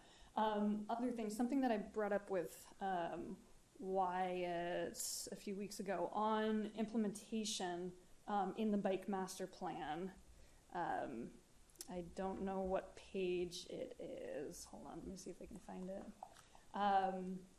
But under implementation, number 7 on page 19 of 40, it talks about the 3 things that for bicycle routes. It says that city staff will evaluate existing conditions, then city staff will brainstorm concepts, and then finally the city manager will review options developed and public feedback and make the final determination. I did want to discuss that, I guess, getting Wyatt's opinion on this, as well as other members of city council, because there is concern in the community. Oh, is this not going back to council? Or are we just going to suddenly get a plan and tear up everything on the street and we won't know about it, and we won't get a chance to comment on it? So I have been reassuring people that it will come back, the Southwest and Northwest will come back to city council, but that's not how it's currently laid out in the implementation in the bike master plan. So we did have a discussion about this, and maybe I'll just share with council a couple thoughts. One, to date, no bike lane that has gone in the city has gone to city council. So the ones on Maple, Hillwood, Roosevelt, et cetera, did not come to city council. The language that is in the plan is very similar to the language that was in the 2012 plan. So it's not a new idea that we have this type of process. So that's a little bit of background. Now, when you deal with a sensitive street where parking can be impacted or there could be other neighborhood impacts, one difficulty that we do run into is that sometimes there's some lack of clarity for the residents, like what is the decision-making process? And so it's an important discussion to have. One, does council want certain streets to come back to you or certain thresholds of impacts that come back to council? We could have that discussion. Or we could keep the language as is. Or alternatively, neighborhood traffic calming goes to the CACT. There's that process that's available. So it's an important issue. at the end of the day, we do want a real easy-to-understand process so that neighbors are not confused when we're having these discussions in the future. I think, for certain bike lanes, when there's like an administrative process, you narrow the travel lane width and then maybe you have space for a bike lane. That can be more administrative and doesn't necessarily need to go to council. And I imagine that, as we come up with complete streets and other things like that, there's going to be plenty of roadways where, you suddenly have a 12-foot lane that can be narrowed down a little bit and suddenly there's space for a bike lane. I do think that for some of these bike lane decisions, like on northwest, southwest, I would like it to come back to council. I think that also reassures the community in many ways, but I will leave it open to others. What about if it goes back to that there's a process where CACT begins it because they have a body of those who are highly invested and representative of the community, and like as a step before it comes back to council? That would work. Yeah. I would take recommendations from the CACT. That'd be a strong recommendation to understand where they. Yeah. I think it should be CCT and council, you're saying, or? I like there to be a process that's clear and defined. I don't know that we want to have if this, then that. If it's this street, then it comes back to council. If it's not that street, then it doesn't. So I guess that's why I'm thinking to lean on the CACT process that has happened in the past. But your concern is that there are a couple of streets in particular. I guess you can define those streets. Yeah, I think we as have the major corridors. You can list Yeah. West, Washington, Broad. Yeah, I think there's like a handful that we could easily list. Won't we have to authorize the budget for it, though? Like, won't it be over the threshold amount where it'll come back to us as an authorizing thing for the money? And that's our approval of whether the project goes ahead? Sometimes, it's not a guarantee that would be the case. The secondary road's 1.2 million estimated. Yeah, the three that we're talking about as the primaries, they will likely be of a contract amount that will need to come back to council. But in terms of, this is going to be a 10-year, 15-year plan. We're going to move past those projects. And so it's just, there could be some instances where it wouldn't. Madam Mayor, I do think we need some language to address this issue added, and hopefully we can see that at our, before we vote on this, because I think you're right. I think we've already seen points of controversy in areas where we thought there wouldn't be controversy. So this is clearly an issue. So I would like to see some language drafted about a process that citizens can have input before infrastructure is changed, and whether that goes to CACT first, but I think they should have the opportunity to come to us if they have an issue. Hopefully, in some cases, if it's just sharrows on the street, you're not going to get that. But if we're talking about particularly taking on-street parking, we already know that that's a very sensitive issue. So I think some degree of the ability of citizens before hard infrastructure or major changes are made have the ability to come to us. I think that's a really good idea. I think that's well taken. Paul, did you have something? I was just going to say it may be a sort of a missing carryover from the older plan, but I know in developing the bike routes, the steps are largely the same as written here. I think there was a requirement for some sort of public meeting or public forum. One thing that's giving me a little bit of pause is, these are new, and so what we maybe do is have some sort of stipulation within the appendix where we talk about these priority routes that sort of commit staff to bringing these specific streets back to council for maybe a consultation going back to that IAP2 spectrum. But what I don't want to sort of accidentally bake into the plan is some requirement that somehow every street design comes back to council. I think that's going to just mechanically, the agenda is going to clog up pretty fast. Mm-hmm. It's also going to get in the way of some of the things we're talking about, sort of standardizing the lane widths, widening sidewalks to meet ADA standards. I wouldn't want that to trigger some sort of council hearing requirement. So I think if we want to be specific about these routes, then I guess let's do that. And maybe we can be specific about the level of review and how that'll be handled when we get there. That would be great. I mean, I think what you said would be adequate for what I'm looking for. So we would reference the three routes? I think we would do that in the appendix calls out here the first 3 routes to work on, and here's the locally preferred alternative. I think we could add language that says we committed to do a block by block design. We're going to do that, and then we're going to share that publicly at a council meeting before we commit to construction. It's fine. Okay. Thank you. That addresses my concern. Okay, I'll quickly try to go through the rest. Thank you for adding the all ages and abilities. Thank you for adding things about the elevated cycle tracks and all the other fun, unusual biking things. Let me see.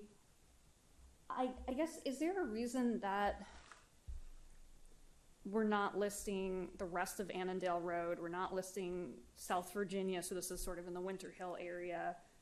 There's probably about 4 streets, so Gundry, Annandale, South Virginia, and Sharrow in that area. Yeah. I think Andrew Olson called those out. I would very much be in favor of including those. Is there a reason not to include them? Yeah, staff didn't want to end up in a situation where we were putting a lot of resources towards streets that were already low stress, but Okay. I would be in favor of, I mean, again, this doesn't have to be like, we put bike lanes. Well, for me, Annandale Road is fairly stressful, but, for Gundry, South Virginia, at least from my point of view, some of these things could be signposts or whatever else. It doesn't have to be, saying like official bike route for school. It doesn't necessarily have to be we completely redo the road. So I'd prefer to include more than less, and so that would include Gundry, Annandale, South Virginia, and Sharrow. In terms of pointing people to small area plans for bike, I noticed that line was in there. Would it be nice to have this as sort of like, so that people don't have to go back and reference the small area plan, that we can just have a complete document here? The reason for including the note in the way it is that the small area plans are often predicated on consolidation and re-subdivision and redevelopment. So in some cases, in the small area plans, it shows routes going through today what are building footprints. Generally, staff is pretty hesitant to show those things because in a lot of cases, we're actually trying to hold on to those buildings and do business conservation. And so we're hesitant to show sort of across documents that don't have the nuance of sort of why it fits, so long as all those other pieces are right. Because the small area plans aren't just transportation plans, they're often community plans. And so putting them within the small area plan sort of shows that full context. It also avoids confusion where we show sort of bike routes going across what today aren't streets. Okay, I see. I guess there are some, there's sort of a creative path to Eden Center through Broadmont that I think Andrew Olson shared, and we also got a letter about it from Craig Berry. I'm very much in favor of thinking creatively like that. Wouldn't that be cool if we had a neighborhood bike route to Eden Center? But I guess, so I worry that if we don't include things like that in sort of our wish list, then it'll get forgotten to the ravages of time. We'll never ever consider that or do that. And especially if some of those connections aren't in a small area plan right now, it'll never happen.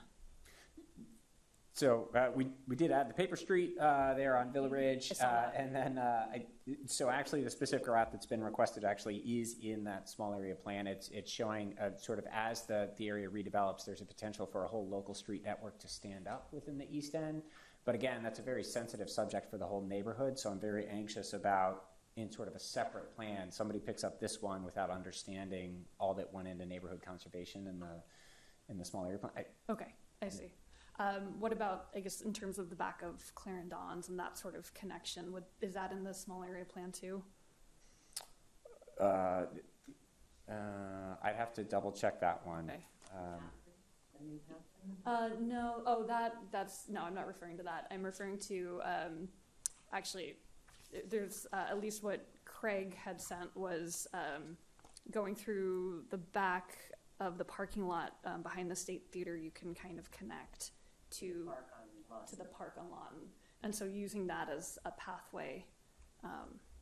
But right now we have fences up and other things up that make it difficult. It's all private property. Yeah, no, I know. Well, I guess so. This is what I'm wondering, and this is what I'm trying to figure out is that would belong in a small area plan then, because that would be re-envisioning that space that is private property and what that could become. Yeah, and I think that's where you'd have a more balanced conversation about sort of why it would be beneficial not only to the public but also the property owner. And here's a sort of a reconfiguring or rethinking of that area that could benefit. Okay, so that would not belong in the bike master plan. That would belong in a small area plan, something like that. I think that would be a good fit For the small area plan. Yeah. Okay.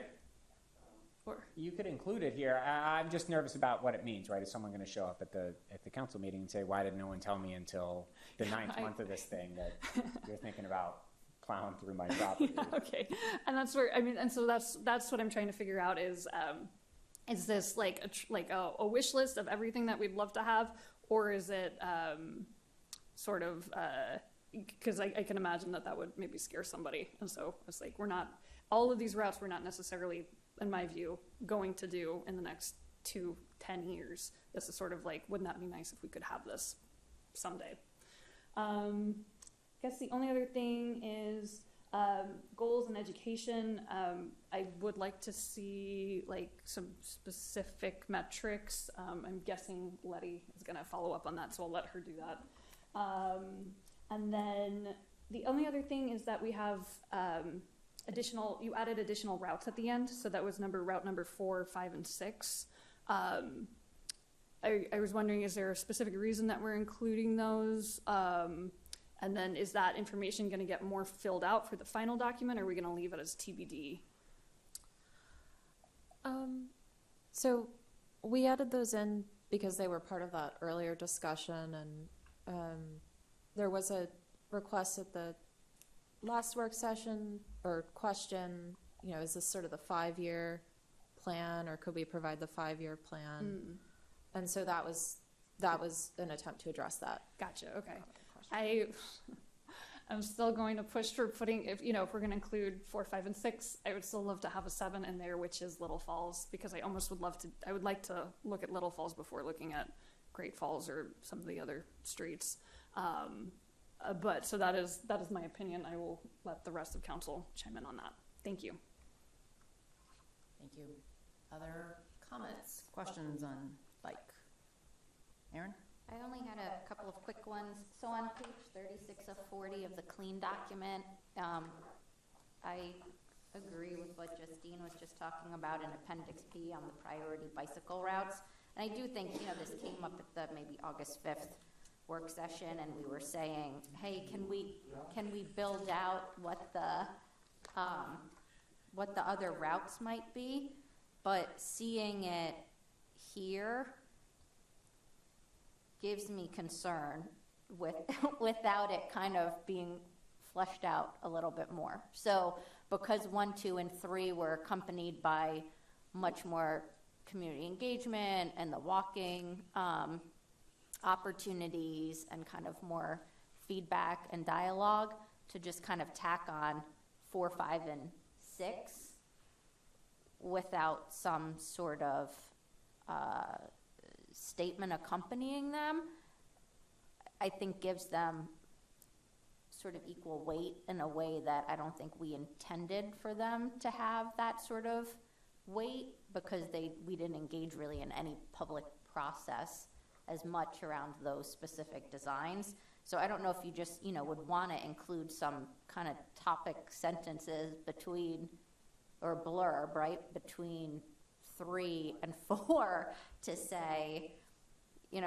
part of the plan envisions exploring these additional routes in community conversation to see whether they would be feasible for implementation in this 5-year period, right? But to just have the one introductory paragraph that says, we envision implementation by 2029 and to include 4, 5, and 6, I think, doesn't really do justice to the planning that took place as to 1, 2, and 3, and the conversations that did not kind of take place as to 4, 5, and 6. So I know early on I've expressed reservations about Great Falls in particular.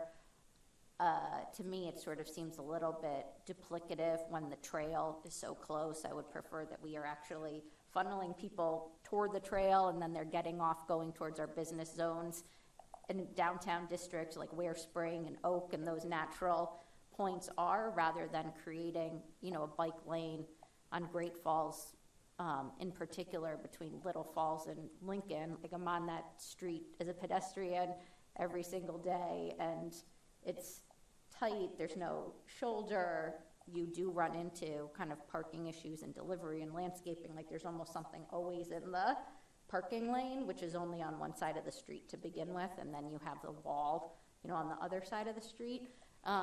So, I mean, I would support Justine's suggestion of actually including like a north-south connection for Oak Street Elementary before even including that as a priority route, for example.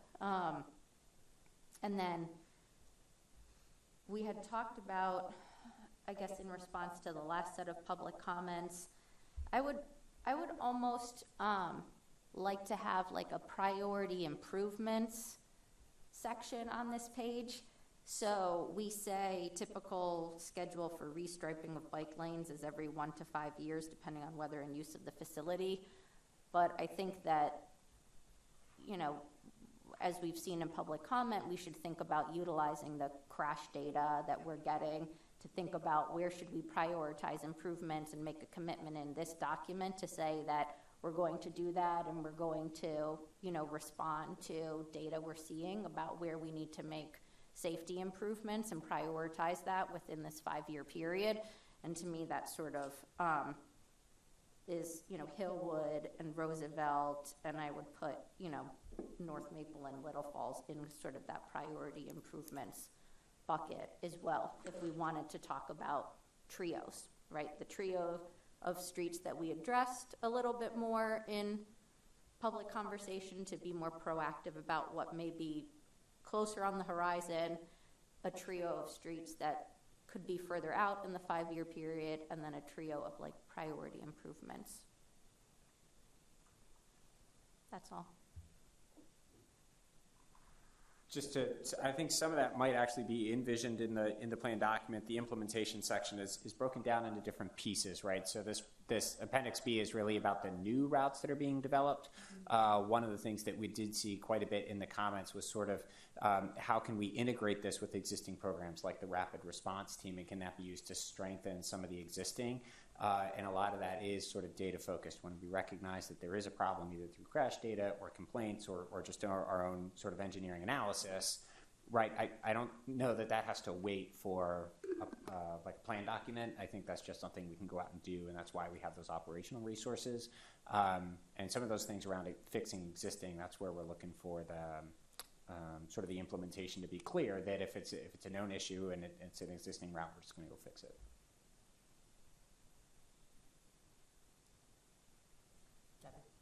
I was going to add, I was thinking similarly to Aaron on just highlighting the work that has been done on those first 3 and on the extensive neighborhood discussions and walks, and that the intent is to address those first and then have some kind of delineation there to say these are the next 3 or 4 if you had Little Falls, and I could see the purpose of that for sure.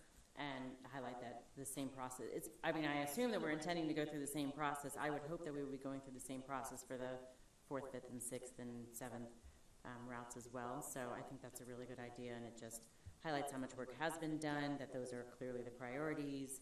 All signs indicate that, but we recognize and acknowledge that these are the next 3, and we want to go through the same process and make sure that we have as much block-by-block analysis and input as we can.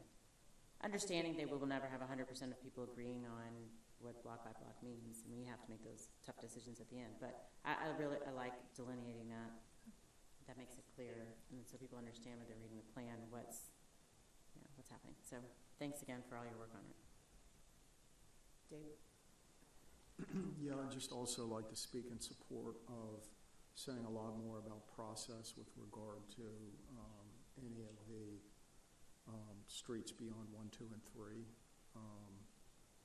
So hopefully that'll be included. I request that that be included in this document when it comes back to us. What do we say with regard to bike share, the electric bikes versus the traditional bikes and bike share? Are we pressing for the electric bikes at this point? Do we have any in the city? So the city hasn't purchased any of those, but the bikes, they move regionally throughout the system, and so e-bikes do come to the city because people ride them in, and so they do appear in the city, regardless of whether or not we purchase them. There was a request at CACT for the city to purchase some. They are ridden at a higher frequency than the classic bikes. I think like 3 times higher frequency. So do we have any yet at this point? We don't own any. Does the bike share system have them in the Yes. city? Okay, Yeah. good. But that's a That was separate my question. contract. Like you go back to bike share and say, we want to allocate X number in the city. How does that work? Because to your point, they are constantly shifting. How do you like own or pay for electric bikes? Just don't- So there's a like regional spreadsheet, and it sort of keeps track of, right, they have like a tracker in them, and so you can tell who owns which one, but they do move, and so when the city purchases bikes, we can choose whether or not to buy e-bikes or classic bikes. And that would That's just outside of this bike master plan. That'd be a budget decision from next year's, or when is our bike share plan renewal? that could be done through the phase 2 bike share phase 2 RSTP money that's already in the CIP. Okay, that answers the question. Thanks a lot. Mm-hmm. And then I wanted to speak especially in support of Appendix D. Every day I see bicyclists going right through stop signs. I mean, every day, multiple bicyclists. I think it's a real safety issue. And so I hope that we'll also back the bike etiquette with enforcement, because it really is dangerous, and I see it every day. So anyway, thanks, and I hope we move forward on this. Thanks a lot. Great. While we were in bike share, I actually had a kind of tangential thing that had come up because we were with colleagues who were riding one of the e-bikes from Capital Bike Share. And I Googled it because pedal bikes in Capital Bike Share have to be checked in and returned to a dock. E-bikes can be docked at those stations or can be parked anywhere, except that Falls Church is not part of the defined service area. So she couldn't actually park the bike, and she had to go back to a station. Can we update the defined service area? So for it those is part of the defined service area. It may just be that the part of the city that she was in didn't have it. We looked it up on the map. The city was just not included, and she couldn't end the trip until she went back to a station. So just something Okay. to look into. The city should be included. So I'll look into that. Justine was with me too. So. I've run into this issue personally, where I've Okay. not been able to dock a bike, like not at a station. Okay, that's unusual. I'll look into that. Sorry, that just reminded me of that conversation when you were talking about docks and whatnot. So thank you Okay. for reminding on that. Overall, I really appreciate the continued iteration. So thank you for incorporating so much feedback from us and from the community. 2 things. One is just a general comment. As with any fancy policy documents we adopt, I always think the proof will be in the pudding in terms of implementation. So I specifically paid attention. I want to make sure my colleagues saw the 3 estimated amounts on how much it would cost to implement these. I think we are discussing them likely in our budget amendment this fall. Staff, we feel good about how close close these numbers are to implementation, like actuals, or? They're preliminary numbers. They're preliminary numbers, but that's our good faith estimate at this point, and that's the number that we would carry forward in the budget amendment discussion that will be happening this fall. Yeah. So I think while we collectively, hopefully we'll get to unanimous support of this, but I think it really will be important how we fund this and implement this, because without implementing, this is just a plan on a shelf. So that is a comment I always make. Second request is the metrics and goals, which I have brought up in the past. So I know that Andrew Olson had provided us some really great KPIs, and while I love many of them, one that I'll hone in on, I think it would be really helpful, is I think we've all talked about how, and we looked at the report card we had gotten from the bike-friendly community. Should we establish a goal when we'd like to be rated as a bike-friendly community? Because I do think working backwards from that can drive a lot of the behaviors and the programs we might want to implement. So as much as I would like to measure, miles of bike lanes and bike accidents and all the detailed data, could we just set a realistic goal of by 2020 something? Could we be a bike-friendly community? And if we work backwards from that, does that then drive the right set of projects and budget decisions that we need to make to get there? And so I don't want to throw the data out there because it'll probably be more aggressive than is realistic. But I guess I would ask staff to kind of come back and say what would be a realistic date of when we could achieve bike-friendly community status of some kind. And then that will ensure that this council and future councils really prioritizes it with budget dollars and work plan priority, right? So that's something that I thought could be a good way to get to the metrics and measurability of big lofty goals like we have on getting to more bike infrastructure. And then my last one is really just a tactical request. So I know that we've engaged a lot with Northwest and Southwest neighborhoods in particular. Southwest, we had owed an update on traffic calming and what light interim solutions could be realistic. Has that happened with that community? So we did have the neighborhood working group meeting on August 8th, and then are still working through a couple more engineering questions. Some of them have been answered, but we wanted to provide the full response. That's terrific, thank you. Yep. Do we have a timeline of when those light solutions might be implemented? They would need to be, once staff circles back with the working group would need to kind of approve. And there's generally some back and forth with the working group on the set of solutions. So,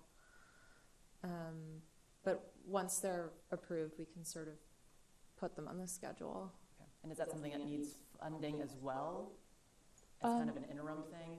Or do we have funding in the neighborhood traffic calming budget to do so? That there's enough in the NTC budget, yeah. As we talk about complete streets, like this is one example where when we went to the neighborhood and said, hey, we want to talk bike to you, and they were like, okay, that's fine, but we also want to talk sidewalks and crosswalks and safe, speeds on the street. And I do think that as we talk about complete streets policy and Vision Zero, that it really is important for us to follow through on those commitments to that neighborhood before we revisit bike discussions with them. So thank you for the traffic calming folks on that. With that, I think that's it. Oh, sorry.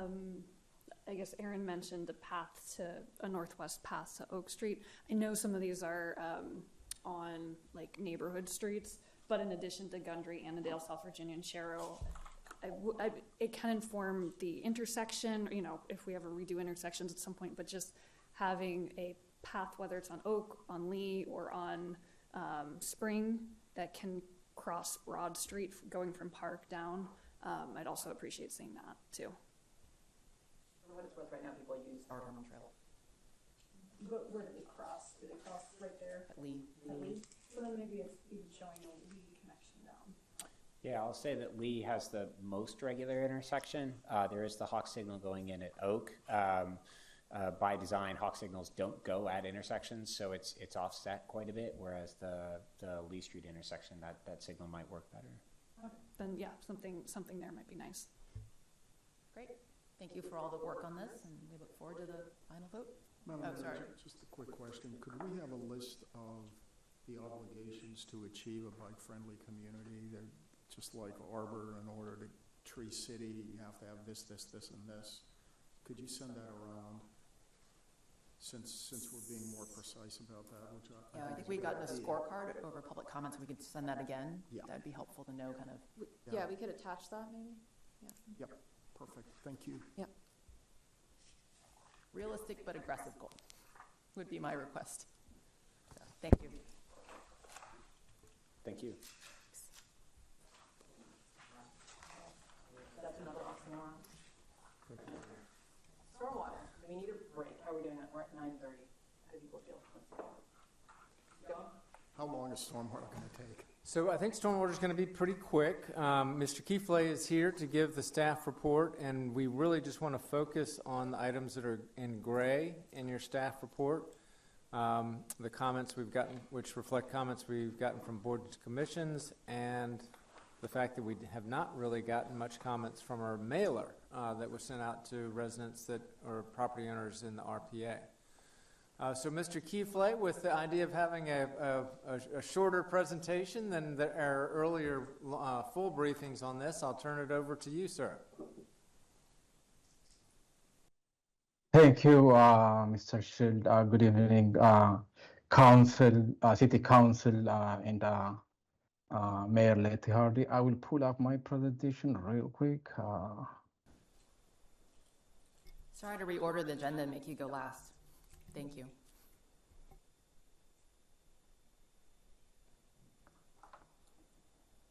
So as we discussed in the last two City Council meeting, City staff is proposing 4 main changes to the Stormwater Code, Chapter 35, addition of new restriction against removal of vegetation in RPA, addition of new climate change and sea level rise impact assessment. Both of them are proposed in the resource protection area, and both of them are state mandate. The third one, change of treatment of single family house from new development to redevelopment. The fourth one is authorize city staff to give local rainfall precipitation data. And the last two are recommendation by city staff. Removal of vegetation in RPA. Again, this is a city state mandate. I will pass to the next one. And climate change, sea level rise impact assessment. Again, this is state mandate. The climate change and sea level impact assessment are conducted using a model or forecast developed by city Commonwealth of Virginia, like projected sea level rise, storm surge, and flooding. So both of the above change are in the RPA. Just to conclude, they are only impacted for future development. They are not impacting a day-to-day property owner use in the RPA, and they don't directly impact the stormwater quality and quantity design requirement. The third one, which is staff is recommending change of treatment of single family house development from a new development to redevelopment. As we discussed during the last two meetings, the EQ provided 2 methods, new development and redevelopment. Currently, city staff is using a new development. So it is almost impossible for a single family home development to meet the new development standard without using an off-site credit, which the developer or the homeowner can go out and purchase the stormwater water quality requirement from a stormwater bank. Continue from the last slide. So under our regional DEQ permit, we used to use the excess phosphorus or nitrogen removal using the new development, but starting from 2022, DEQ disallowed a new development method as we get no benefit from the excess requirement. In addition, city staff redo the conversion from new development to redevelopment and additional supplementary calculation that would have been included when plan was submitted. This process is every year when we prepare our MS4 report. The fourth recommendation by the city staff is using updated local rainfall curve. As we discussed in the last two meetings, currently city ordinance is using NOAA Atlas 14 intensity duration curve.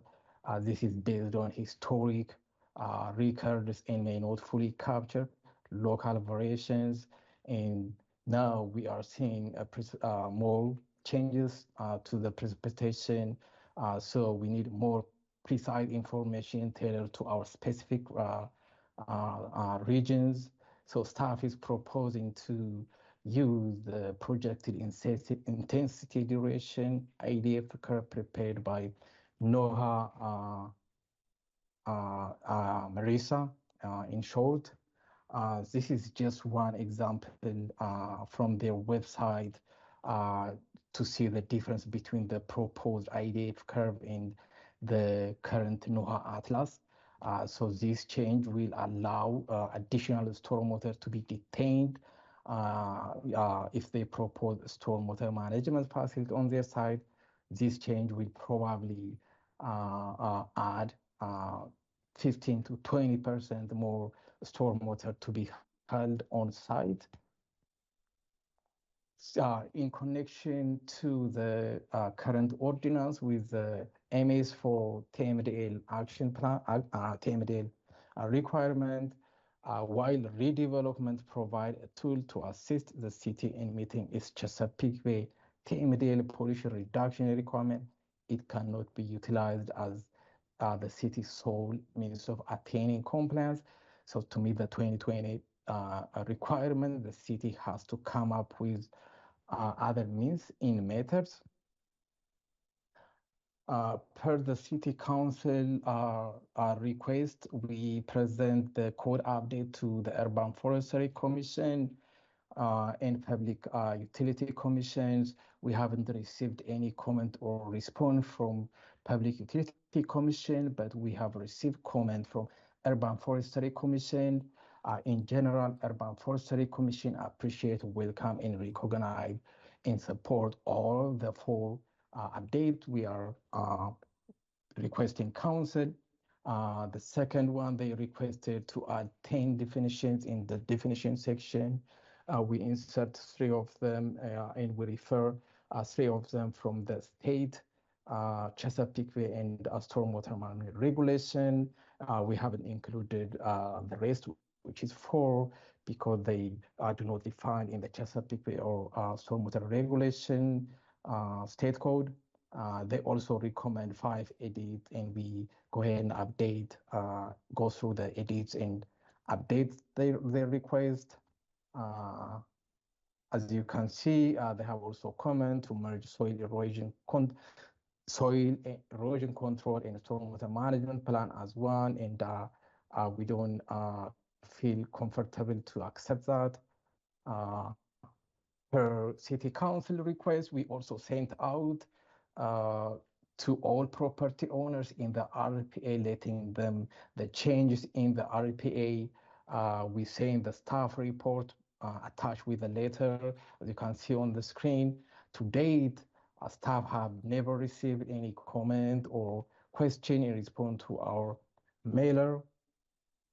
In terms of timing, we had 2 council meetings. The first one was July 1st, the first work session. We present the code update to Public Utility Commission. July 17, the same day, we present to Urban Forestry Commission. City Council first reading was on July 22nd. Today, the final work session and the public hearing and second reading is scheduled for September 9. With that, I'm happy to take any question and comment you have. Thank you. Thank you for the updates and engaging with the Urban Forestry Commission. Any comments, questions? You said for all the letters you sent out, we haven't gotten comments back on it. That's correct. Everyone in the RPA's got letters. Okay. Dave? Thanks. So I wanted to focus on this treating tear downs as redevelopment as opposed to new development.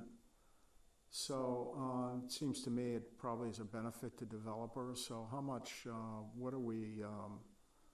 would they otherwise have to pay that we're now saying they don't have to pay? Because most residential building in the city would be tear downs, so, and rebuilds. Yeah, I don't think I'm getting the question. Can you elaborate on that, please? Yeah, Mike. So if it's a new development, it's my understanding that you've got to pay for environmental credits, right? But if it's a rebuild, which we're now calling tear downs, you don't have to provide for, you don't have to pay for environmental credits. Am I reading that right? If you don't disturb, if you disturb the same amount of land, so if you tear down and put up the same size, that's considered redevelopment. If it's larger then that's going to be new development. And the phosphorus credit's paid by, like if you put up an accessory structure and you disturb more than 1,000 square feet, the phosphorus credit is paid for by the homeowner, not a developer. Those are two separate answers, but that's my understanding of it. I'm just trying to find out what's the impact of that change, both economically and environmentally? Because economically to the city, it doesn't have any right, but benefit. It does to a phosphorus bank someplace that's not in the city. Right, but overall, it would be reducing that society-wide. Yes. We're providing a cost reduction, and I'm wondering what's not being done as a result of that. So this is it's an issue that we've had a lot of internal discussion about, and I think from a Chesapeake Bay-wide perspective, the city's program did require developers to put into the bank, and so there was a social benefit to that. It was a disproportionate impact on homeowners in the city, however, and we were getting no credit for that from the Commonwealth of Virginia. We were also the only jurisdiction that was doing it this way, and so we do recommend making this change. One way to think about it, however, is that going with the Marissa calculations, that will increase the stormwater detention requirements for new development. That is where most of the complaints in the city come from, is from quantity. And so the water quality is the way that I think the council members have discussed it tonight. There is that impact, but this code does have a higher standard for detention. And I don't know that they're equal. They're going to be slightly different for different situations, so it probably would not be correct to say it's an equal trade-off. But I think it does get more directly to what we most often hear in terms of complaints associated with new development. So what relationship does that have to changing the phrase applied to a tear down and rebuild? What you just said. In other words, what's the environmental impact of that? So it's pretty minimal. I mean, if you go through all the applications, and we were running the numbers on this, the amount of phosphorus that we have been having developers, meaning people who build new homes in the city, go into this regional bank, it's a very small number relative to the overall Chesapeake Bay total maximum daily load reductions that we're trying to achieve.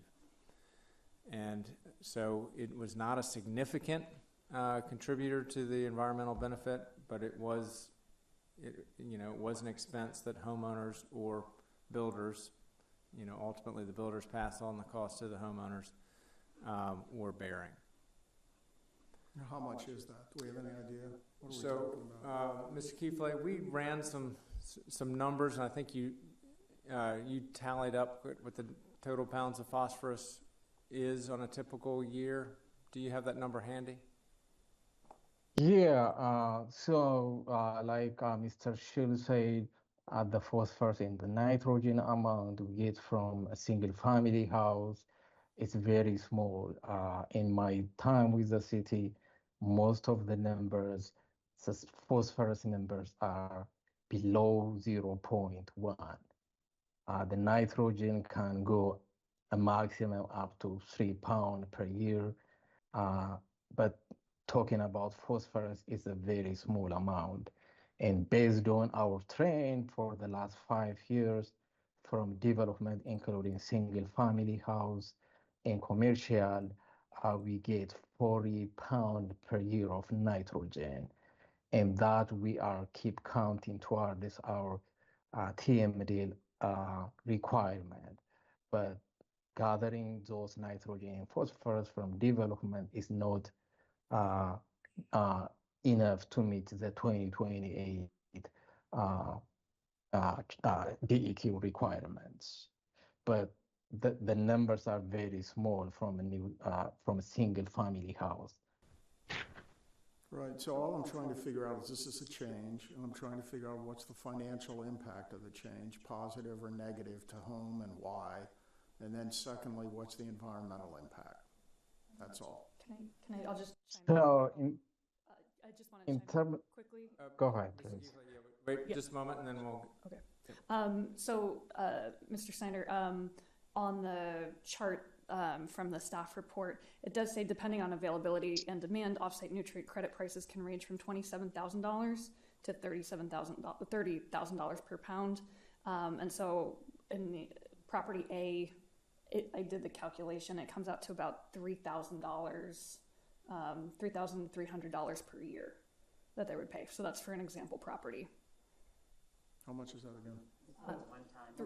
It's just a one-time fee. Oh, one time, okay. But Oh. we're talking about a 40-pound difference, right? So it's like, it's 40 pounds times 27 to $30,000 per pound. When you're, So, 40 pounds, so Mr. Keefley, the question was, how many pounds are we saving from the Chesapeake Bay by the current definition relative to the new definition? Would you know that number? It's very small. I would probably give some number example. So if we use the new development and if we get, let's say, 0.1 phosphorus of pound, when we convert that into redevelopment, it will probably lower to 0.07, approximately that area.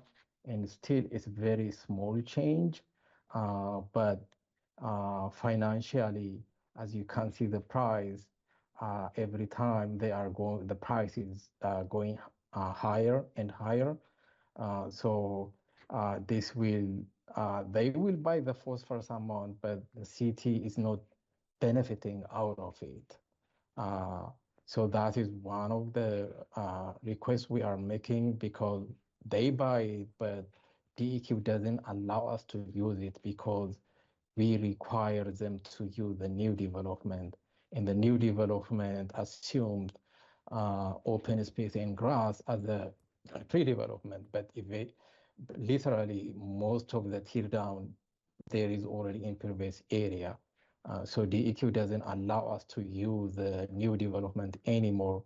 So that is why we are spending significant amount of time every year just to make a change from new development to redevelopment, just to comply with DEQ.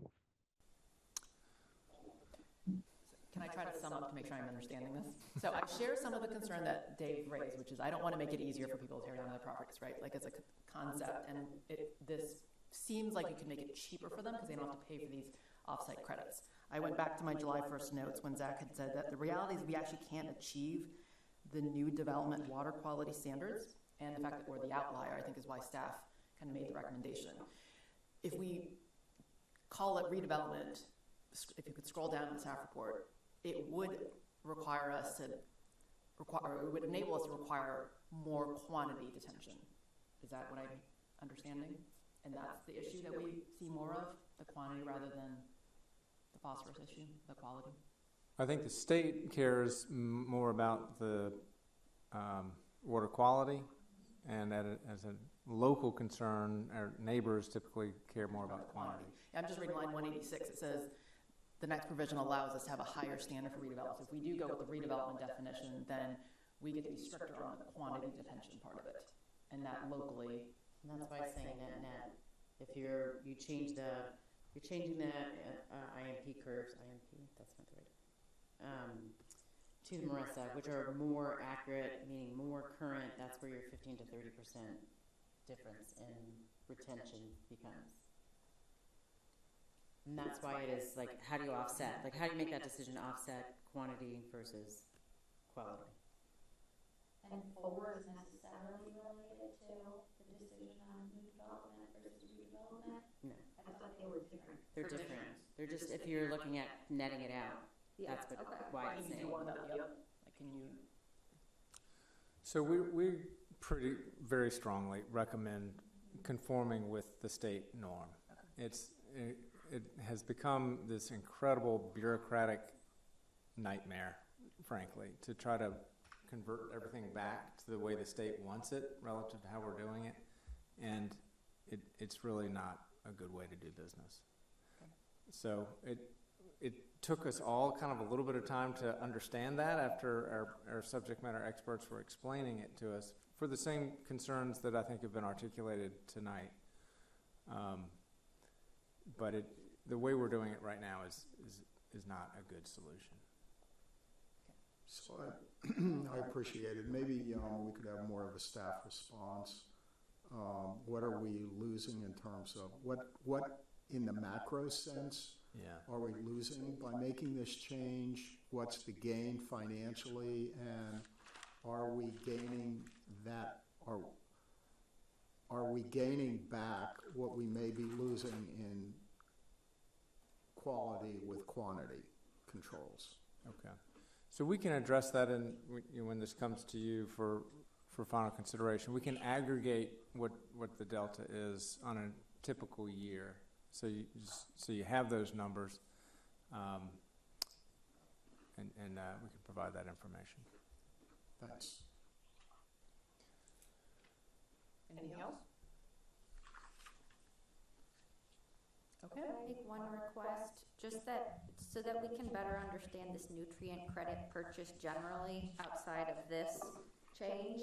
When the CIP comes back for next year's, conversation, that $2 million nutrient credit purchase was an out-year slot in the CIP, and so I would appreciate just kind of a more fulsome explanation of what that is, where that number's coming from, where we might actually be able to do, methods of water quality and water retention On site.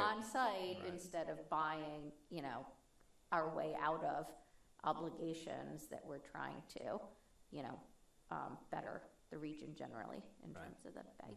Yeah, it seems like $2 million could buy something locally to address that. Yeah, that's a lot of rain barrels. Okay. I think that's it for work session items. We have one consent thing as a preview. All right. Thank you, Mr. Keithley. And Ms. Hoff, I think, is on the call as well. Thank you both for your work on this. And the last item is just a consent preview, and then we'll review upcoming agenda items. The consent preview is a requested contract authorization associated with the Community Center project. This is a contract with Colossal Contractors Incorporated. We would expand on an existing contract we have with them, and that's to do the painting, the remediation, the building renovations that are associated with the demolition that's required for the ductwork and the other infrastructure that's happening with the HVAC project. The requested contract amount is $300,000, and that is within the bounds of the numbers that have been discussed with the council for the project as a whole. Okay. Any questions for Wyatt on that? Okay. And we thought since it's a Tuesday, we would just do the mayor's meeting here, talk schedule. although we still have office hours, so we only get half hour back for those joining. All right, I'll do a quick run through. So yes, as was just noted, then at 9 a.m. tomorrow morning, we'll have the Ask the Council meeting. Next Monday, September 9th, we have 4 proclamations.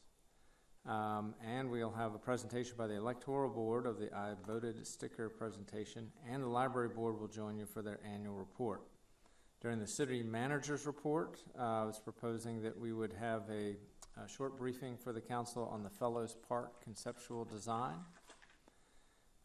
Items for action on the agenda would be the Rent Relief Code update for second reading, final consideration, the Stormwater Code, which we just discussed, final consideration, and then the consent item we just discussed.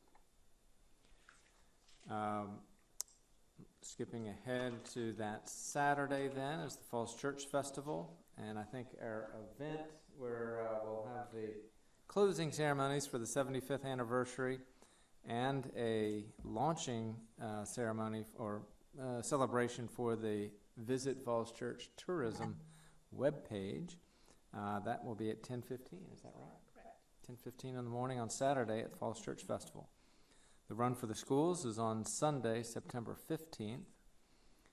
The work session on the 16th, we'll have a Greening of Lincoln update, resolution for the Community Criminal Justice Board, and a closed session to discuss land acquisition associated with the Virginia Village area. A couple of events coming up. Our Board and Commission Recognition Picnic is on the 17th. That's also the same night as the federal. That just got Oh, we canceled. did. So Oh, we that's have helpful updated. for us. Okay. Yes, Postpone. reduces the conflict, but it's not been rescheduled yet. Okay. So just the, thank you for that. So just the Board and Commission Recognition Picnic on the 17th. And then the 19th at noon is the employee picnic for current employees and retirees. All are invited. And then on the Friday morning at 8:30 a.m., we'll have the Budget and Finance Committee, where we'll talk about year-end financial results and have a preliminary discussion about sort of strategies on the use of underspending and revenue surplus from the last fiscal year. We'll carry that discussion then to the City Manager's report on the September 23rd regular session, where we'll have the year-end financial report during the Manager's report. Final consideration for the bike plan, final consideration for commercial parking, and the resolution on the Community Criminal Justice Board. For commercial parking, just for council's awareness, the Planning Commission does not have a quorum for their meeting that would be tomorrow night. So we're still intending to have the Planning Commission meet prior to the September 23rd meeting, so we think we can keep this on the agenda for that night, but the Planning Commission's recommendation will have only been made 3 days prior, or the Wednesday prior to that.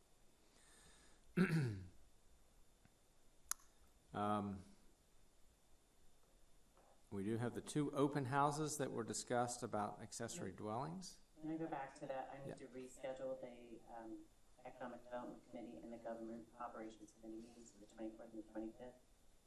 Started above, I'm out the week of the 23rd.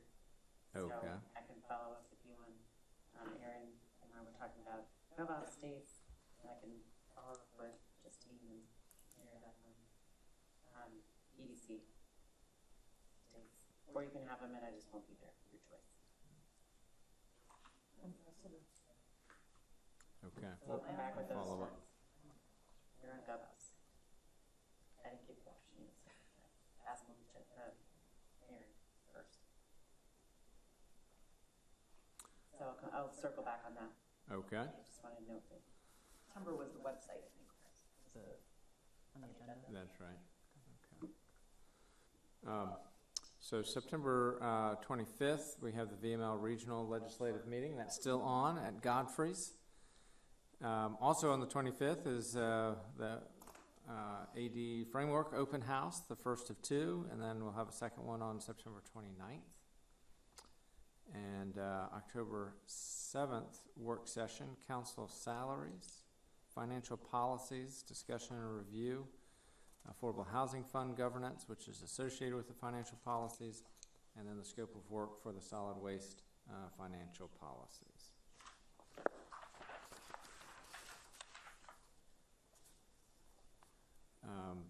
October 21st, Vision Zero and Complete Streets, accessory dwellings, and budget amendment number 1 for the this is first budget amendment for the fiscal year.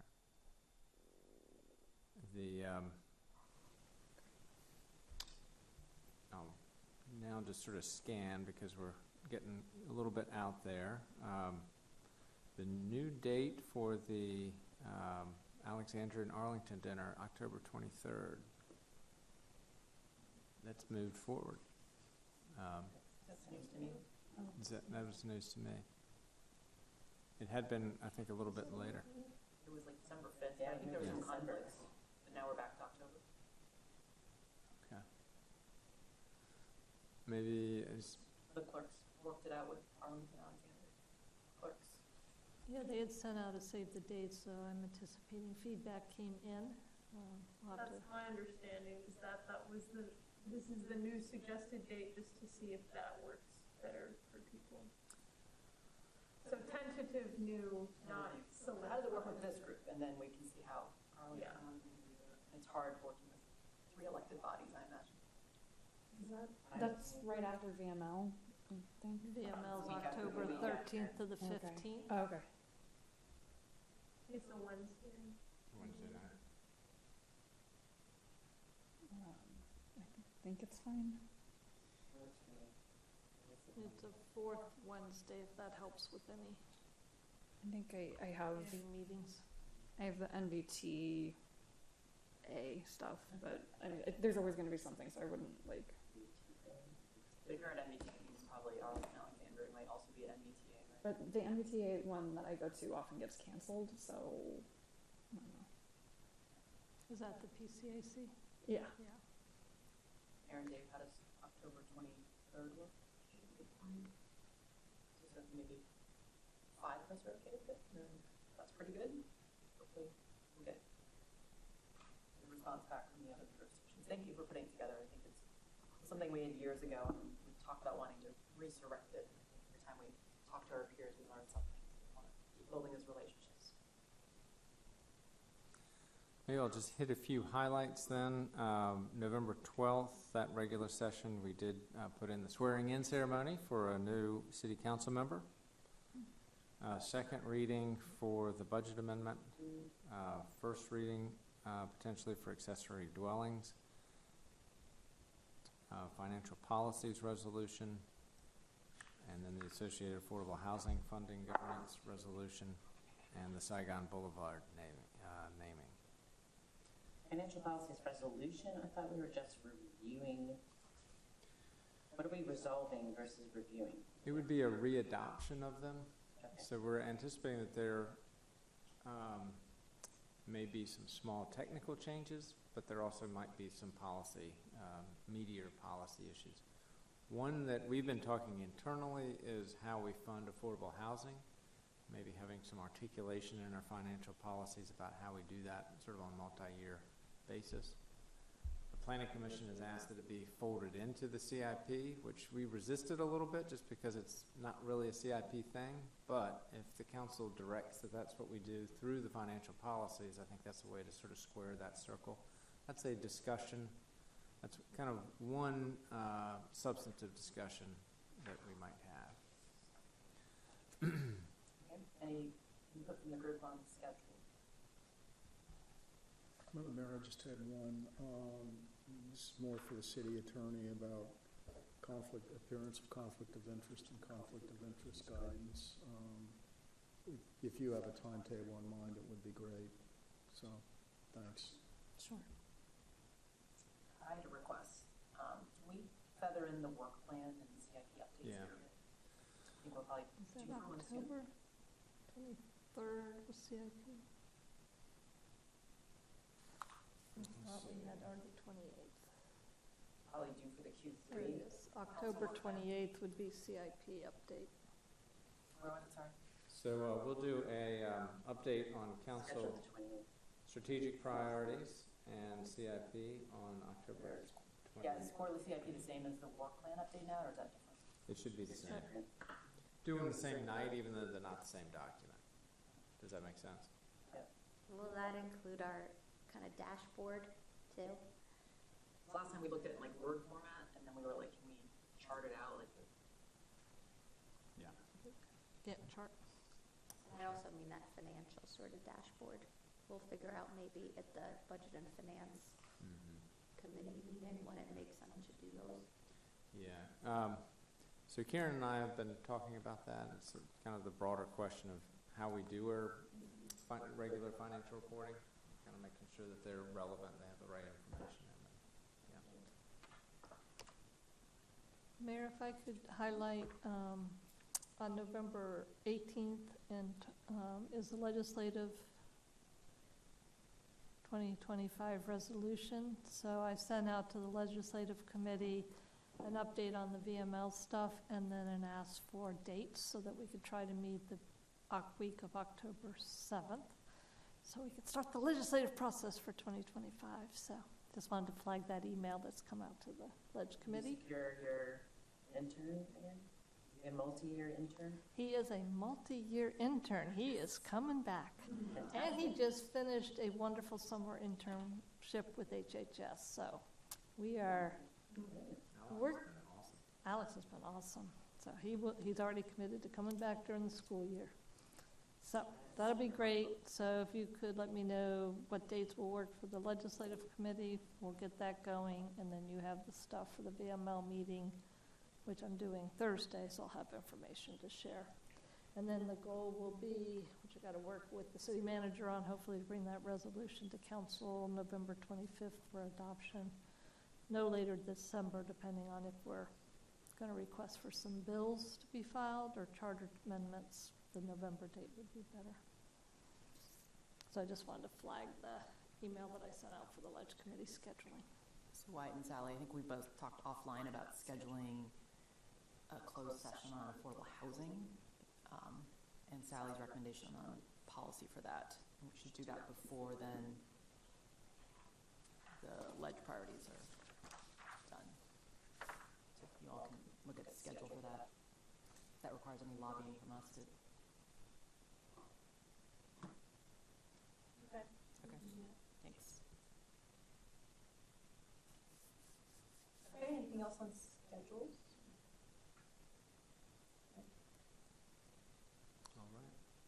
Anything else for the night, or we can adjourn? I have a quick, super quick question regarding the conflict of interest stuff and what we had to read tonight. There are other projects like Greening of Lincoln or even the Bike Master Plan. To some degree, like, we all benefit from that, and so I guess I'd like a little bit of a clear delineation. Like, I could say that, like, implementing a bike route to school improves all of our property values to some degree. And so I guess having some guide, in addition to whatever Snyder's asking for, but having some guidance on that, because, for going forward, are we going to need to read a statement for every single accessory dwelling unit and for every bike lane and every sidewalk improvement in the neighborhood, Right. So there's. So I can provide more detail, but the general answer is if your interest in a transaction or an ordinance is the same as every other member of the public, then you don't disclose that. So, for example, if there's a tax decrease, every public person who pays taxes is affected in the same way as you are, and so you don't disclose that because there's no difference between the way you're affected and the way the public is affected. But maybe renters don't get that same benefit. Well, yeah, every property owner would be affected the same way, and so I guess I'll have to. But anyway, that's the short answer to your question: is if you're not part of a subset of people, of taxpayers who are affected differently, then there's no disclosure requirement. Okay.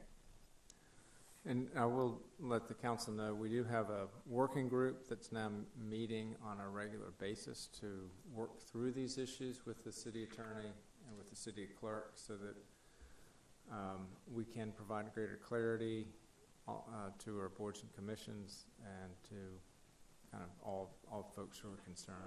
But it is important, and we need to kind of think it through in a good logical way. So that's why we've put this work group together to think things through over not a long period of time, but at least a reasonable period of time, so we can give you something solid and sustainable as opposed to something that's sort of reactive and maybe that doesn't stand the test of time. We want something that will. We're trying to influence culture and sort of kind of how we will address this over the long term. That's great, thanks. Great, with that, let's adjourn for the night. Thank you all. Good night.